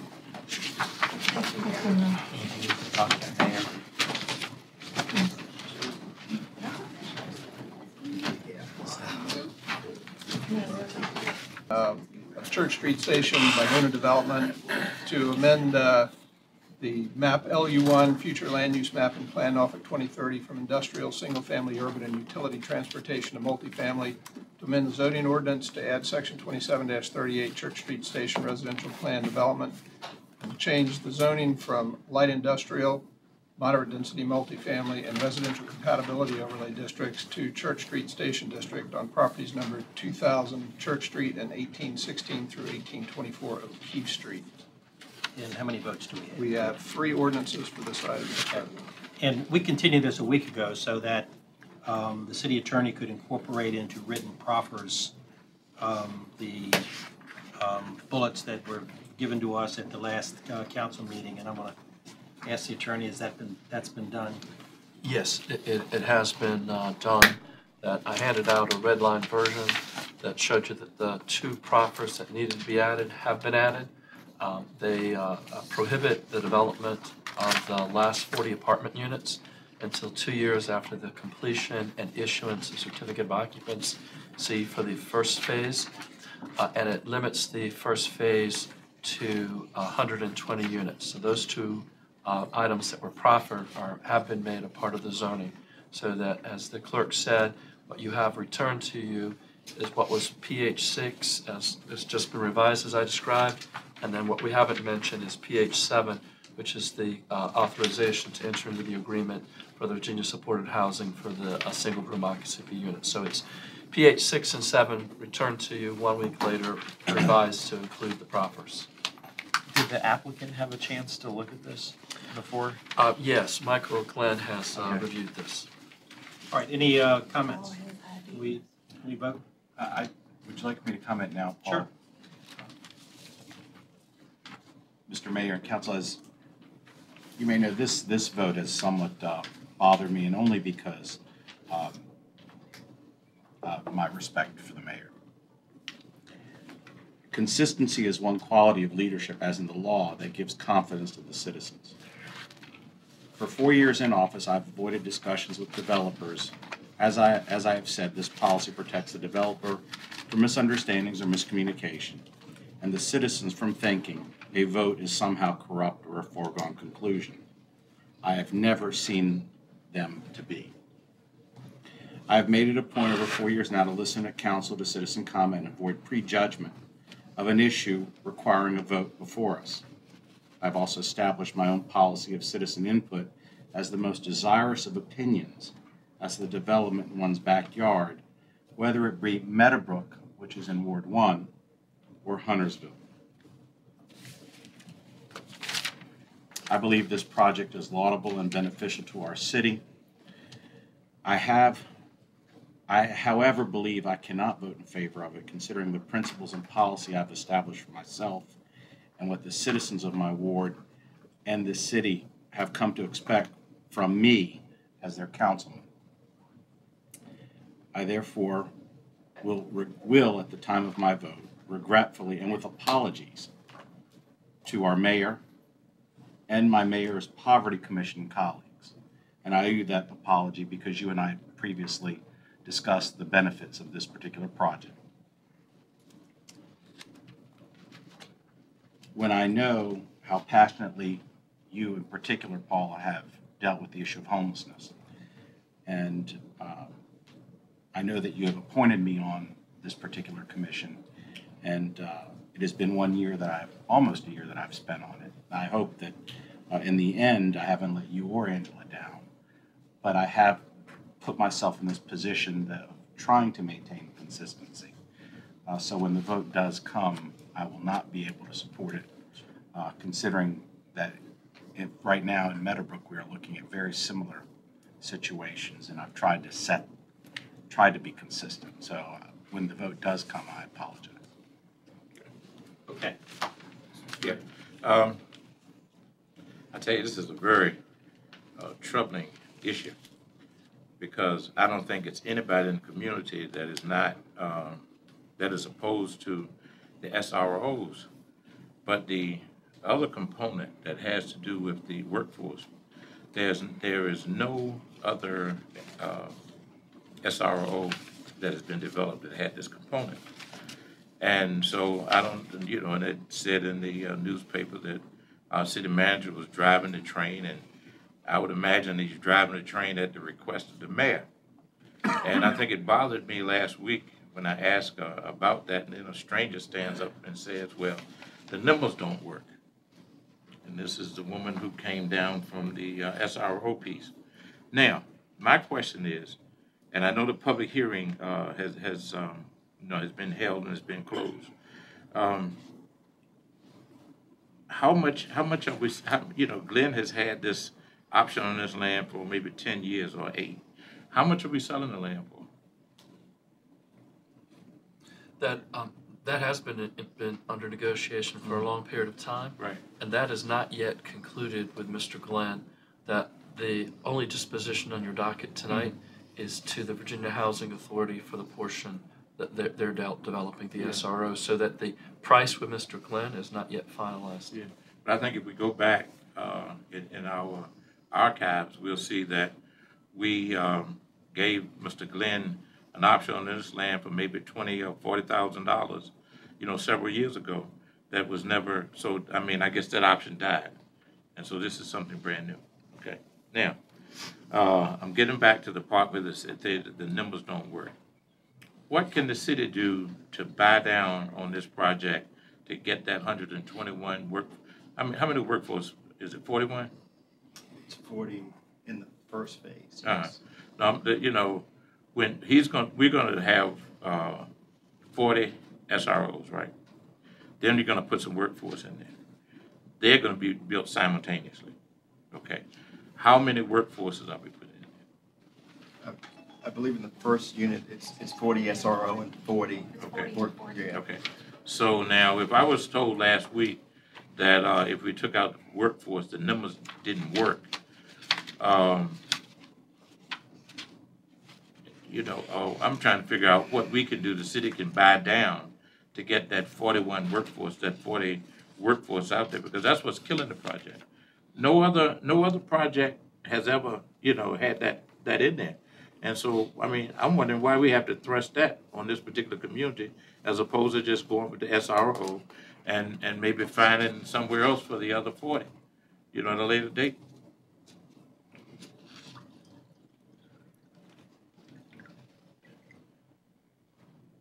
And Paul, your silence indicates that you know you have a slam dunk as opposed to. No, maybe there's been some misinterpretation of Andy's comments here, and No, not Andy's comments, the fact that no other SRO has had this 40 units in it. And I don't think anybody from Huntersville has been opposed to the homeless piece of it. Nobody said that they didn't want homeless people in there, but it's just the fact that this other, 40 is the killer. And that's what I'm figuring, if the numbers don't work, then what can we give the land to make the numbers work, to get that other 41 out? Or is that 41 going to stay?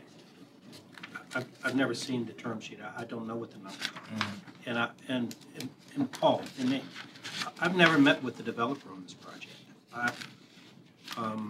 And I never. I never, and I didn't. In fact, I never the first met time that I to be laid. That you did. I don't remember seeing Mr. Glenn before the other evening. And Andy will. I had a conversation with Andy that was brief. Yes. And we're troubled about it because this poverty commission is something Angela's chairing, I'm chairing. I'm there. Andy's chairing, but I don't. I asked Andy what he was going to do. I didn't ask him to do anything, and I haven't asked anybody on this council to do anything. No, you asked me my thoughts Yeah, about it, and I and- gave you my thoughts. and In that fact, I had seen something on So- 60 Minutes. And I certainly didn't ask the manager to do anything. So, Yeah, but I yeah. mean, even so. Luna Development at that time was Michael Glenn and Luke Graham. They were partners. And they came before this council and we, previous council, and we agreed to sell them that land, if I'm not mistaken, somewhere either between $20,000 or $40,000. And it was never exercised in terms of. I really do not remember what that was. But at any rate, the die is cast, and I really believe that you're sending a pretty bad message to this particular community. Not because I live in the community, but because I see, what's happening in the community every day. We're talking about poverty, and right now, you can stand on any intersection in Huntersville, and you can see signs of poverty that exist or poverty that will exist very soon. There are certain things about this particular project. It has a tremendous flooding. Are we doing anything? Is the developer responsible to eradicate the flooding? I guess he is. Okay. And this goes before design and review. Yes, it does. Okay. And then I really believe that. And then he was saying in an article in the newspaper that his apartments are going to be worth more than some of the houses that are in Huntersville, and that was an insult. But with design and review, I really believe we need to make sure that this is not a tenement that's put up with a lot of aluminum or some type of siding versus brick. I mean, we need something that in about 5 or 6 years or 7 years, it just doesn't turn into, a slum right next to a community that's trying to rebound. I'm really, disappointed that it came down this way. I have a point of clarification. Workforce housing can mean many things to many people. Workforce housing is what we put by Old Dominion in Larchmont and Lambert's. Right. Housing for teachers, firemen, our service people. I was under the impression the rents for this were commensurate with somebody that would make approximately that same salary. Could somebody tell me whether that's true or not? The lady from Virginia Housing is here, Sure. but that for the project, we're requiring 40 subsidized units for formerly homeless adults, and then 40 units, the workforce, for adults earning 50% or less of the area median income. So that you have an income limitation for the 40 units which are not for the formerly homeless. Which would be what? 50% of the area median income, and I don't know what. Was that 25,000? I thought I saw 25,000. Thank you. And that's on the SRO side, that's still not on the apartment side. Right, and the apartments, The apartments are about 60% or more are gonna be at market rate, and then That's the rest are gonna be on a sliding so scale. there'll be 40 that will be at market rate. No, that's the SRO piece. No, And then I'm- there's the apartment piece. The Right? apartment piece, how many of those will be market All rate? the apartment pieces, on the phase one, all apartment pieces are gonna be market rate? Okay, and so then on the SRO side, we've got the homeless stabilization side, and then the market rate side. The fit workforce, right? So basically what we have is someone who's not chronically homeless, but is, let's say a working homeless person comes in, gets stabilized, they can move from the SRO homeless side to the workforce side. And they would have permanent But housing in on the addition, we're workforce also side. approving apartments that are at market rate. Correct. Because it seems like we're not talking about those. And Right. I was confused why that isn't brought up. And those are at market rate that I understand are at an income that is higher than the average of the neighborhood. This is Correct. median, No, the apartments. 44,000. Yeah, 44,000. Income for Which the would be a apartments. higher income than Then the median for Than the it for independent. the, Okay, because I don't think anybody's talking about that, and I just want to make sure that people are clear that we're talking about several things in this development. Correct.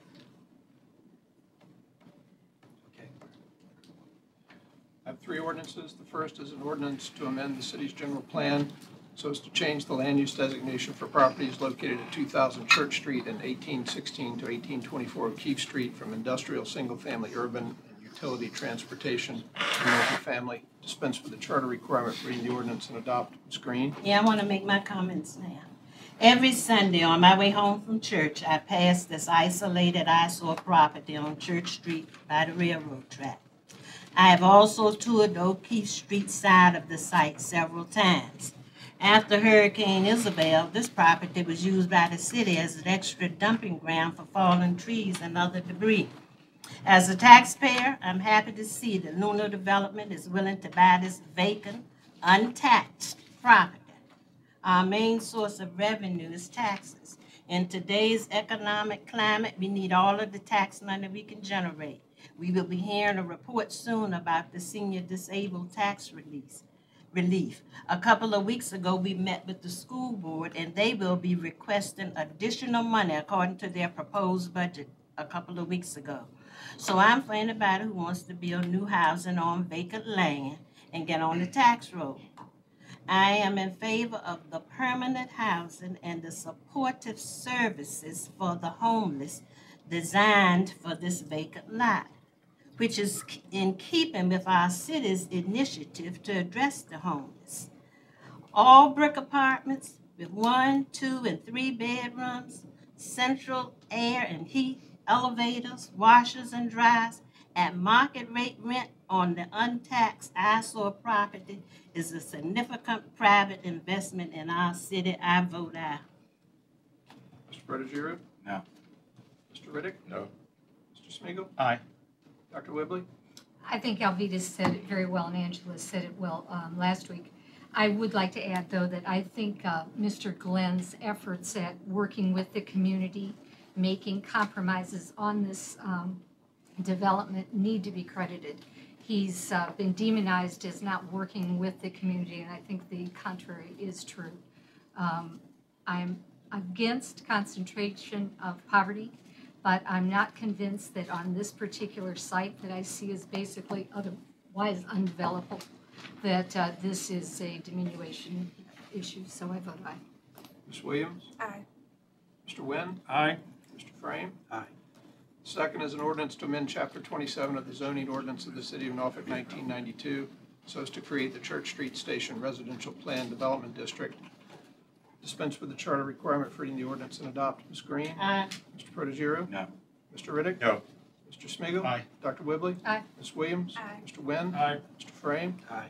Third is an ordinance to rezone properties located at 2000 Church Street and 1816 to 1824 O'Keefe Street from light industrial, multifamily residential, and residential compatibility overlay districts to Church Street Station Residential Plan Development District. Dispense with the charter requirement for reading the ordinance and adopt. Ms. Green? Aye. Mr. Protogiru? No. Mr. Riddick? No. Mr. Smigiel? I just wanted to make a quick comment too. There's a tremendous opportunity in this area to look at some urban farming concepts.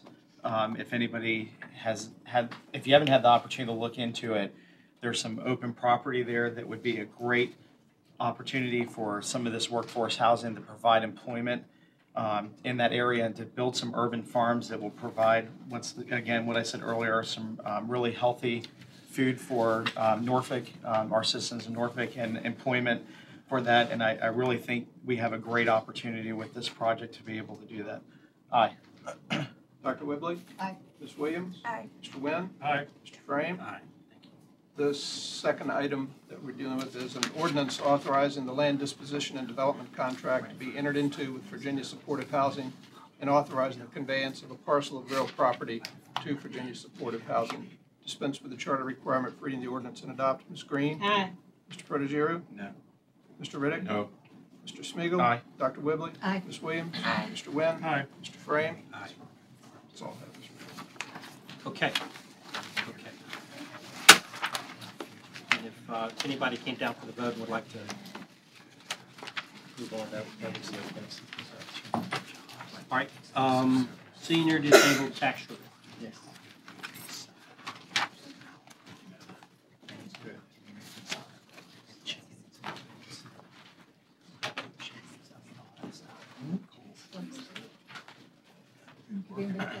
You spoke very well. Very.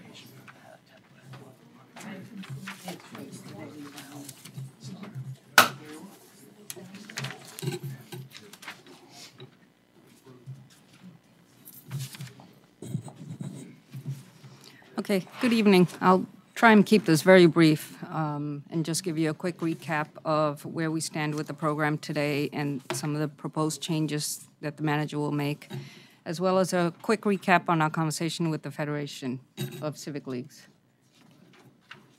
But just to take a moment to look at the progression of the Senior Tax Relief Program. The program started very, very early on, but we took it back to the 1990s. And if you look at that first column that's up on the screen, in the 1990s and early 2000, the income limit was $20,000. The net worth was $75,000. Tax rate was $1.35 and $1.40, and the relief was about $2 million that was provided, and the 100% exemption bracket was $10,000. Then jumping ahead to 2003, you increased the income limit to $34,000.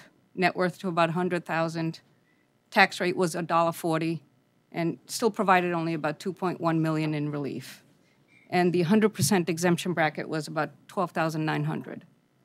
At the height of the program, which was in 2010, you jump from $34,000 to $67,000. That doubles the income limit. And the net worth goes up about $200,000 for about 250% increase. And then the tax rate actually drops from $1.40 to $1.11, which is a reduction of 29 cents. And the relief that's provided quadruples to almost $9 million. And the 100% relief bracket goes to $28,611. So you increase the parameters of the program back in 2010 and provided more relief even though the tax rate was lower. When you say the relief provided, the $8.55 million, that's what we're not seeing in city coffers. Correct. Correct. And where we stand right now, you're at the last column, $67,000. The last time I believe you changed that rate was in 2007. It stayed at $67,000, $350,000. And the 67 and the 350,000 are one of the highest in the region. We're right there with Chesapeake and Virginia Beach. And the tax rate is now $1.15 because we jumped 4 cents from last year. And we've capped the program at $5 million. And the income 100% relief bracket stayed at $28,611. So, Sabrina, yes, sir. can I ask you about that $5 million cap? Did we exceed that this year? Or No, we did not. Did we get, I mean, did we had some room within the cap? 4.9. We have about, I'm sorry, okay. We spent about $4.9 million. We came very close to proration. Now, remember the disabled, the veteran population, they can walk in at any time and we have to provide them 100% relief. And they do not have an income limit or an assessed value cap on them. So theoretically, they could own a $600,000 or $700,000 home. We have to provide 100% relief.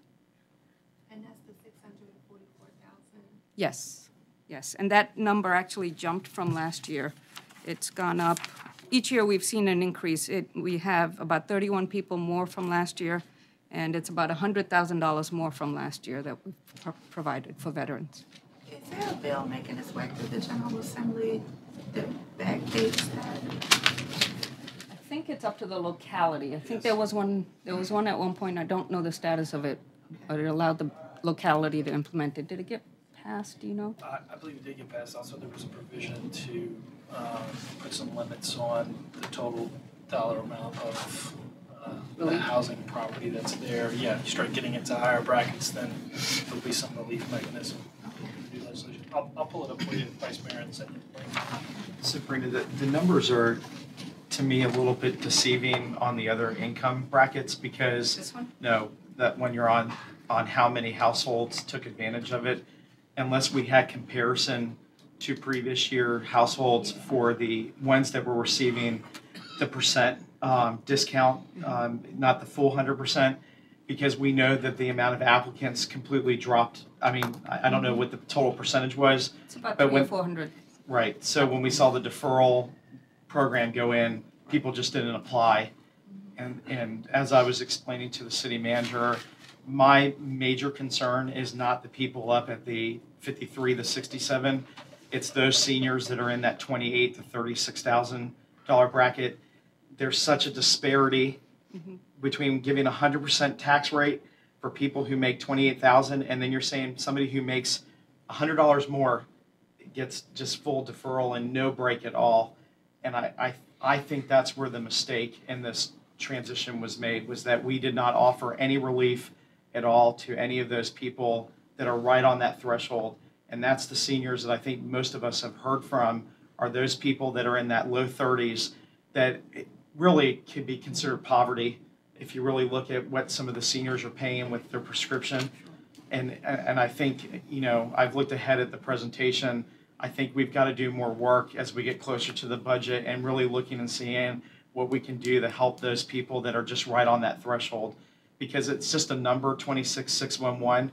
I mean, I know we're using that, you know, poverty rate, but that could vary based off of the situation of the individual. And I think that's where you start hitting those 241 people or whoever else was receiving 80 or 60% before this was changed. So Tommy, the rub is where? Right there, the 28, 30 through 36. So if you combine the zero, if you made it 0 to 36, solves your problem? No, it doesn't solve the problem, but it's a start, or even giving partial relief to those individuals. That used to be the 80% category. So they got 80% tax relief, all they paid was 20, and then the next one got 60%. And so I think it went down. Yeah, but what happens is at the 28.6 to 36.9, they get nothing now. It's either deferral or nothing. And the coffer amount to us, or the amount that we're is the 345. Correct. That's it goes all? into deferral. Correct.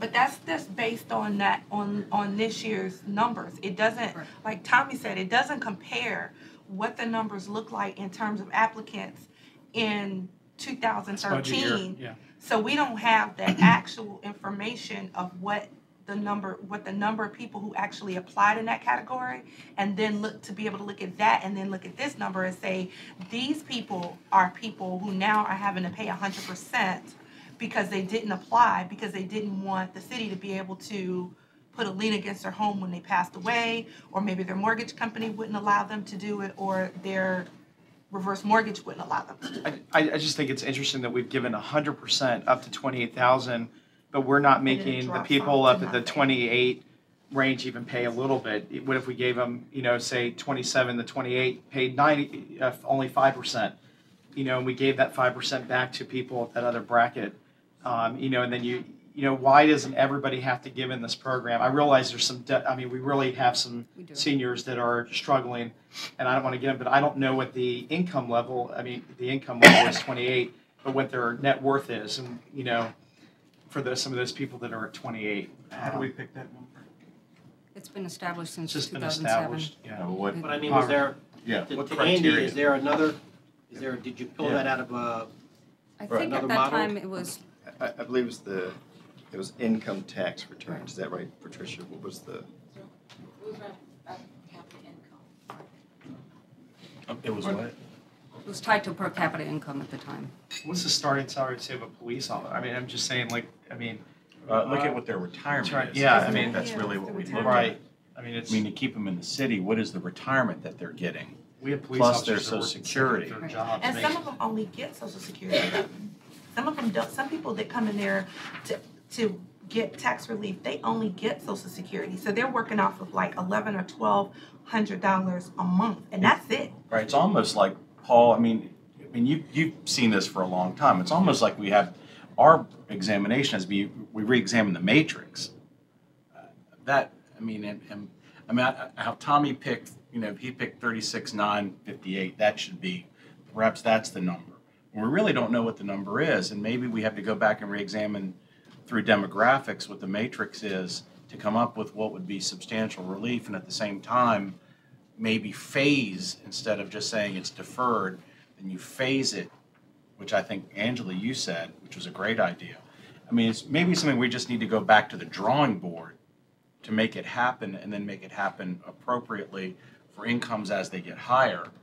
At 67,000, that's a considerable amount of income, and I can see, where that falls. You've got, so I'm just curious, does that even have to be on the board? I don't know, and I'm not saying. 67,000 is the number allowed by the state. Okay. That's the. Actually, there's no cap anymore on there. They took the They cap removed off. the cap.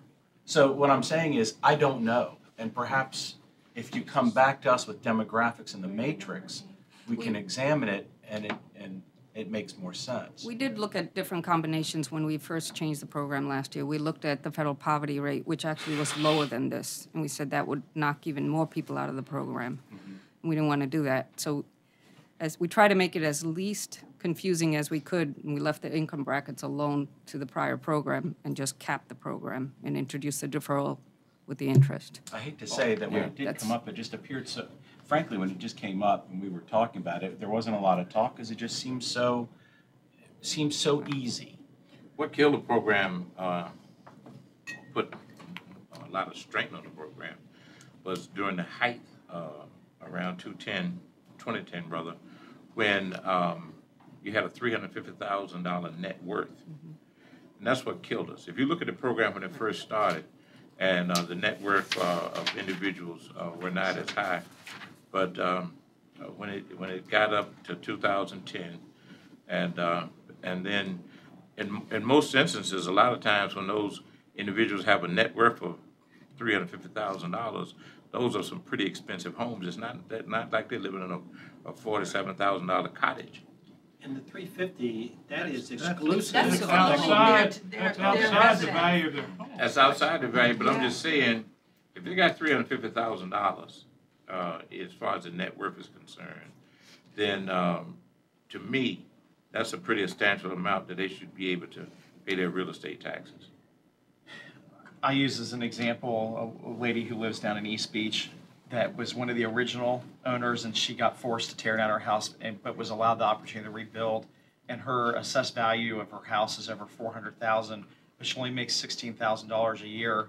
And at 80-some, I think she's 86, she's had to go back and get a second job because she doesn't qualify for our senior tax relief. The house doesn't count. It's got $350,000 outside the value. You don't have up here that the net worth of the house above $240,000 does It's the count. average house in North. It does now. It did it always. 200 something. It didn't Right. No, always. it's a new. 203. Yeah, see, Right. it didn't always. That- The house, the primary residence didn't always count. The house still does not count. What So we've they- done is we've capped the relief at But they could $203,000. have a So it does make it count. $200,000 house free and clear, and $350,000 in the bank, and make Right. 26,000 and pay no taxes. So that's where the disparity could be. And before, there were people taking advantage because there was no cap on the value. Right, of the house. and so you haven't heard any complaints from anybody really who was making 67,000 and got a 20% relief. It really was the seniors that were in that one bracket above or second that were getting 80 or 60%.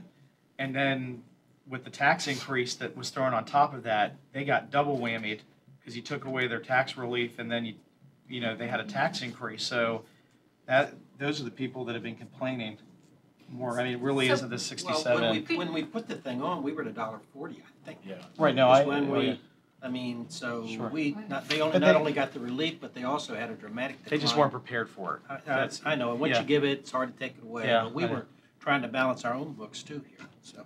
So Sabrina, you're saying for the house, if their home is 250,000, you haven't put that up there, right? Correct. And so if it's 251,000, that totally knocks them out? No, what we don't, in the calculation of the 350, the value of the house is not included. Where the house comes into play is if your assessment of your house is 250,000, you can only get the 100% relief up to the 203 or the deferral up to the 203 amount. That was the averaged assessed value back in 2012. Everything else beyond that, you have to either defer or pay. Well, if we were going to make some changes on this, my thought would be to change the net worth. I agree. Have you looked into how that might affect? I think the majority of the people in this program are well below the 350. Well, I'm happy to. But during that period of time, in 10, there were a lot of people who enjoyed relief, who had that, had that 350 up there. So they had a period of time that they really enjoyed that. And do you mean, Mr. Riddick, because their stock accounts or investment accounts were performing well, and so they had that? Well, they had pretty substantial real estate. Okay. I was just talking about the value of their homes. Okay. And I guess, I'm smiling because my seatmate here is a guy who drove it up. I did. Yeah. Martha, you drove it up. I'm not, I'm just saying you drove it up, So I'm also curious about, because You know you did. I'd struggle with why people won't take the defer, very frankly.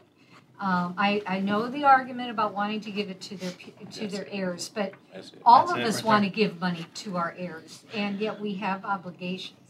However, when Angela brought up issues about reverse mortgages and mortgage companies, I mean, is there any way we can parse that out so that we know maybe instead of, that we know maybe what the mortgage, what their equity is in the home, to use that as their net worth, to give people that have these kinds of Well, for my understanding for reverse mortgages is that in most of the fine print in a reverse mortgage, it just basically, if a senior citizen took the deferment, then they would be in default on their reverse mortgage. So then any payments that they have received, whether it's a lump sum or monthly payments, that would be accelerated, and they would have to pay that money back or have to sell their home. What I'm asking is whether we can use situations like that as an exclusion, meaning people that are in that situation,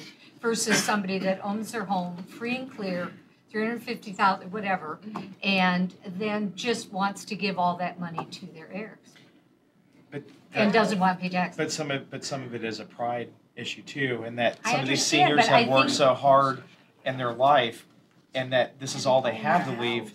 But some of them still have 10 more years. I mean, some of these seniors are young seniors, and with new medical, they're living longer. So it is with prescription costs and everything else, it is really hitting them. Not only that though, but if the city does a deferment, and let's say they're new seniors and maybe 5 years down the line they want to take out a line of equity against their home, or they want to take out a reverse mortgage, there's this deferment sitting out here that is going to either have to come out of that lien or out of that second mortgage, because the mortgage company is not going to allow them to do that with with the deferment from the city, where now the mortgage company is gonna be in the second lien holder place to government. They're not gonna let them do it. It's unfortunate the discussion we're having now should have happened when this first came up. I don't, Yeah, I mean, it just, again, it goes We were back all to. here, I know, so, yeah. I know. Yeah, I it was mean, our I own know, I- ignorance. Yeah. I can't blame anybody but ourselves. Right. And I mean, to be I won't fair, take blame for that. You no, know, you right. had, and you I know, will not trust me, take blame for Angela, that. you had other issues. We won't go into the, we're not gonna talk about any law case. Are you developing a sense of what the council think is important, or do you want some more? Are we on slide 3? Is it slide Can we Yes, talk sir. I about the guess Federation? there are two things. One is that the way the program is administered is that the applications go out typically the 1st of March. And they are processed, I guess the end date is June. So it doesn't really work with a typical budget calendar. So we'll get as much information as we can from you, and at some point, if the program is altered, it would be altered midstream this year. So I believe that we put some flexibility in the language when the forms went out. But what's happening now is that the applications are out. Why is that? Is it because it takes that long to process Yeah, them? Yes. Yeah. Well, I had some staff. Mark, How are do we you gonna have pay for another? it? Yes. Yeah, We but got staff. Evans City would help. Okay, so real quickly, what we did was when we changed the program, we established the $5 million cap, and that includes the disabled veterans in there. We also established the assessment cap of $203,000, and that is in FY calendar year 12, but FY 13 amount. And what the ordinance says right now, it will be set at the previous year. So our assessment actually dropped to, our average assessment dropped to 201. And I'll get to that in the next slide. And we also restructured the tax relief for the 100% exemption and refined the deferral program. Remember, we had a deferral program before, but it was the exact same categories as the exemption program. Now we define the deferral program anywhere from the 80 to 20% bracket and anything above the 203,000. And the interest rate, which was already in place, we just kept. Now, So, isn't that doesn't that seem to be a key issue? correct, We have and a that's, recommendation for you. and so we also went out and talked with the Federation of Civic Leagues, the presidents there, and a couple of key issues emerged. They had a lot of comments, a lot of good constructive comments. One of the biggest issues was the interest. They'd like to have that taken away. They also said the deferral program was very confusing. And surprisingly, there were a couple of folks that actually said, it sounds like the city needs more money. We may need to raise real estate taxes. There was some misconception that the city was keeping this money and we were collecting all the interest on it. How the program actually works is that we never collect this money. When we provide the relief, it's not that we've collected it and we've given it back. We just don't collect it from the folks, so it never hits our revenue. And so if we move on to the proposed changes, and as there's some discussion here where you might want to apply some more. One, we are proposing to take away the interest cap for this coming year.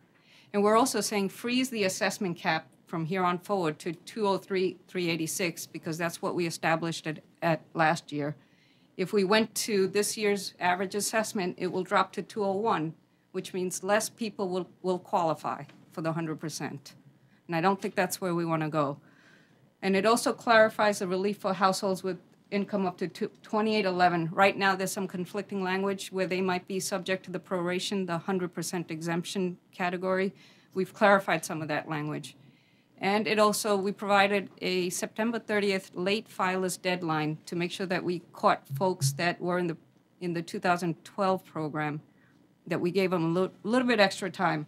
We are removing that, but we're adding a hardship provision where the city manager will be able to allow late applicants to file if they were in the program already.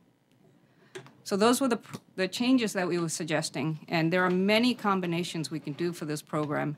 Again, as we said once before, that there's no good way of doing this without affecting someone. Is it projected, if you look back to the way it was, it's still a $3 million plus difference? In other words, if it was 8 point whatever, This one? 8.55. Do you think that's still, or is it more? I mean, we've got to, we've got to make money. I mean, we've got to pay services somehow. And I mean, what would it be? Do you know? Or The tax rate went up 4 cents, so that's going to take off right there. So what would the difference be? In reality, when you look at it that way, I mean, then you're going to have to calculate that. It's going to be less than 3.55. And remember, our average assessed value also drops, so there's a Right. decline in assessments Right, in it's going to be residential. less. It's really, it's going to be less. It's just figuring out what that is. Are you, we have a cap at 5 million. Yes. And it's kind of a first come, first serve in a sense. Whoever gets their application in and once you get that, could you actually, up to the 28, I understand the 100% has Well, priority. actually, they right? collect all the applications, Okay, and as of June 1st, then they start, they process all along, but Okay. they don't provide the relief till after June 1st, so everyone is included. okay, that's good to know. But also, could you actually put a cap, say if you wanted to do a 80% and a 60%, could you actually cap that level? So say we wanted to tighten the brackets a little bit and you wanted to create one that was like a 28 to 32 and put a $500,000 cap just on that bracket. And then once you hit that, I mean, does the law allow you to cap your brackets so that once you hit a certain point, you could just stop and say, hey, we can't provide that relief anymore? Right. I know it's difficult to manage when you do that, but I'm trying to find a way that you can get those people, they're just right over that threshold that I think is who this hit the hardest. So, And Serena's looking at me like, I mean, why did you recommend that? You tell me everybody under that other threshold that qualified got in, right? Under the 28, whatever. yes. Under the 28? Yes. We didn't turn down people because they didn't get No, in. I'm talking about right past I that understand threshold, but yeah. Maybe they could shift some of that money down, It- you know. I think that the best thing to do is take that question and make sure we talk with legal to see what we can do, because it's something about treating taxpayers differently. We've got to Everybody be in that careful of class that. would have to be. The only reason you have a cap is so when he puts together a Right, budget, yeah. Right. he knows how much money, if next year, or whatever program there is, all of a sudden you found yourself with a $200,000 overage, you simply come back to us for the money. I mean, we would find a way to, I mean, we wouldn't deny anybody. Right, that's one of the things that Sabrina spoke That's to. that's what we're talking about now, that we've introduced, is that if you go over that cap, we've got a fraction that reduces it for everybody in order to keep us within the cap. But I wouldn't want to talk about that. I mean, before you actually bid on that, I would want to see if we couldn't find another couple $100,000 in tax relief somewhere before you started prorating.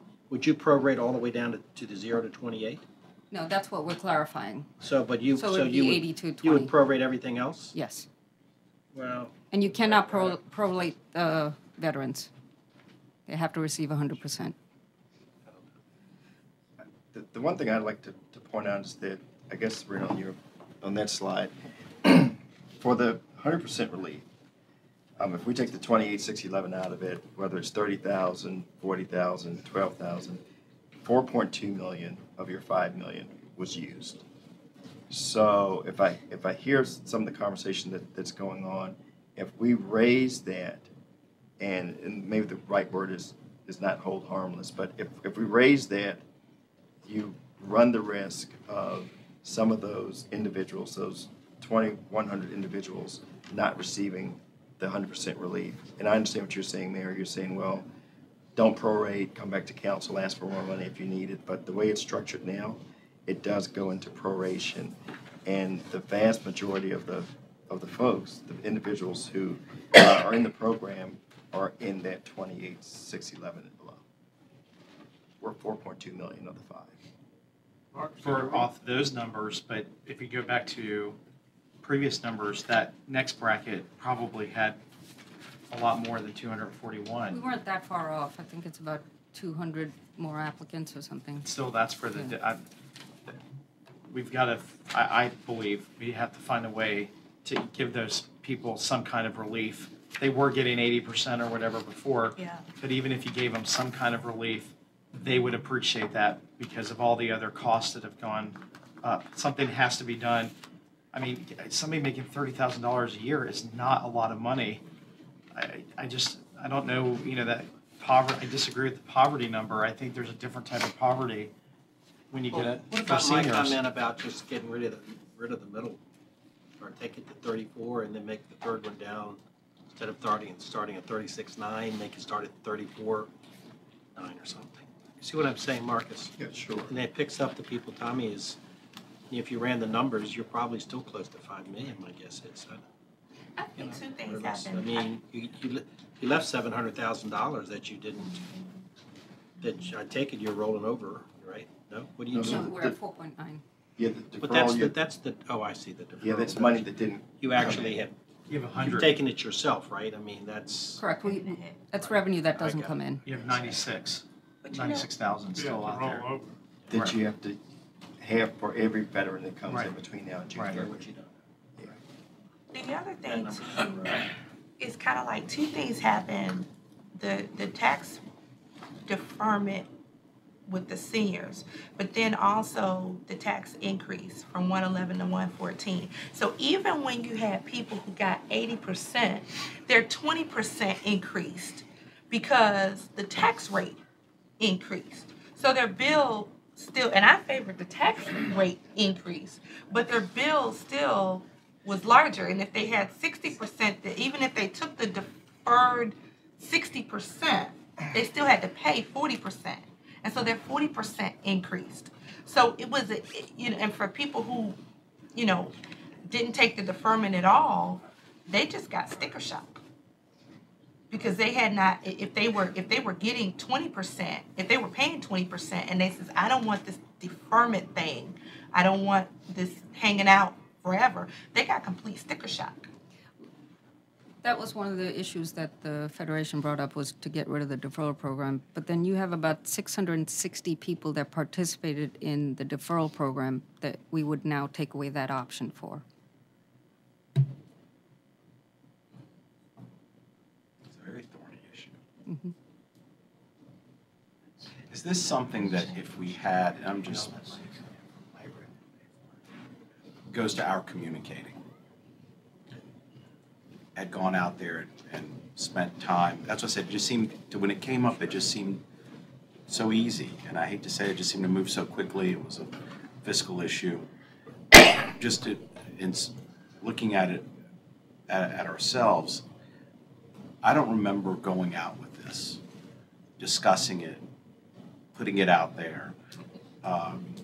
It just, a comment session with this, and I think that's where we really, and again, I think we really need to do a better job in the future of that, because then we won't find ourselves either selecting something like this and then we're trying to figure out how we got here or how we can make this better.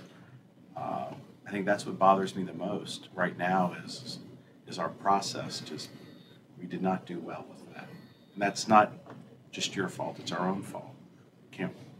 We need to do better at communicating and getting the input before we do vote on something like this. I think it just seemed it was okay, and we really stepped on it. We talked about this for over a span of 18 months, and Human Services, who had such a compressed timeline to implement it, did do a lot of outreach sessions, but again, we've had a year since they started implementing, so the processes should be a lot better now. And one of the things that we heard from the Federation was the deferral program was confusing. Again, they had a very short window to start implementing from time that we made decisions and voted on it. But hopefully, with the workshops that they planned and the outreach sessions now, and now that we've had a year behind us, the deferral program can be explained more if we keep it in place. Yeah, and it's not your fault. The fault only falls on us. It's not your fault. The fault falls on us. So I'm not, it really, maybe it just didn't, perhaps it just didn't register that we should have been out there taking this and then listening. Maybe we should have done it by various means of communication. So it really falls on us, not on you all, not on whoever had it at the time. Was last year the first year for deferral? See, and And up until last year, we all know the program was administered through the Commissioner of Revenue's office. And when this happened, it made us look less citizen-friendly than that particular office. And so I guess if the deferral program, not having the deferral program did not kill us initially, and we've only been in it for 1 year, and we probably need to at least step away from that, you know. We just need to step away from the deferral program. I don't know how much that would cost us. Well, it won't cost us anything in the present year. What happens, it means that, you know, at the end of the lifetime or of the property owner, or when the property owner sells, then we go back and collect all the taxes plus 3% compounded over that period of time. And I don't know. I don't know whether you put in a component that says, okay, if the property owner dies and it goes to a relative, then you don't pay the deferral, or if the property is sold, then you do pay the deferral, or you just drop the deferral completely. I don't have the answer, so I guess we're gonna have to come together, you know, on that. But the deferral program is really what, you know, really bothered a lot of the people who had been in the program for years. And the year before that, we approved a form for the former commissioner to allow people to certify for like 2 years. That basically said if your information hasn't changed from this year to last year, you sign this form, you don't have to come back down here, you don't have to apply again. It basically made them good for 2 years. So you also had, part of the confusion was that you also had senior citizens who had signed that form and they thought they were fine. And then the next year, we came back and changed it. So those were people thinking they were okay, and they weren't okay either, and now they have a bill. But that's when we put in the September 30th deadline to account for those folks. And we did have some folks that came in. Okay. Any more, Marcus, are you going to come back to us with? Yes, it seems like what we gather is what can we do with net worth, what can we do with income, and what can we do with potentially dealing away with the deferral altogether? I will say one of the comments made by the Federation was to leave net worth the way it was. Well, that might have to be an issue that we'll have to take a deep breath on it and kind of say, well, I'm sorry, we can't give you everything. Yeah, something's got to give. $1,000, that's worth the house. Pay nothing. Okay. How much do you, Barclay, are you in? What? You're not against the money, right? I'm old enough. That's what I'm saying. Yeah, we have to defer that to the seniors at the table. Yeah. I'm not in. Defer that. Don't look at You're gonna opt out, right? All right, so we'll go into closed session. I'm not kidding. I feel every. Let's just say you're not there yet. Take every bit you can get, Paul. Okay, yeah, you're on. Move the members of council assemble in closed meeting at 4:37 p.m. in the 10th floor conference room for the purposes set out in clauses 1 and 3 of the Virginia Freedom of Information Act, that is discussion of candidates for appointment to the Architectural Review Board, and 3, discussion of the disposition of publicly held real property in Berkeley, Huntersville, Park Place, Pinewell, Cottage Lawn, and Lambert's Point. Ms. Green? Aye. Mr. Protogiru? Aye. Mr. Riddick? Aye. Mr. Smigiel? Aye. Dr. Whibley? Aye. Ms. Williams? Aye. Mr. Wynn? Aye. Mr. Frame? Are you getting that too?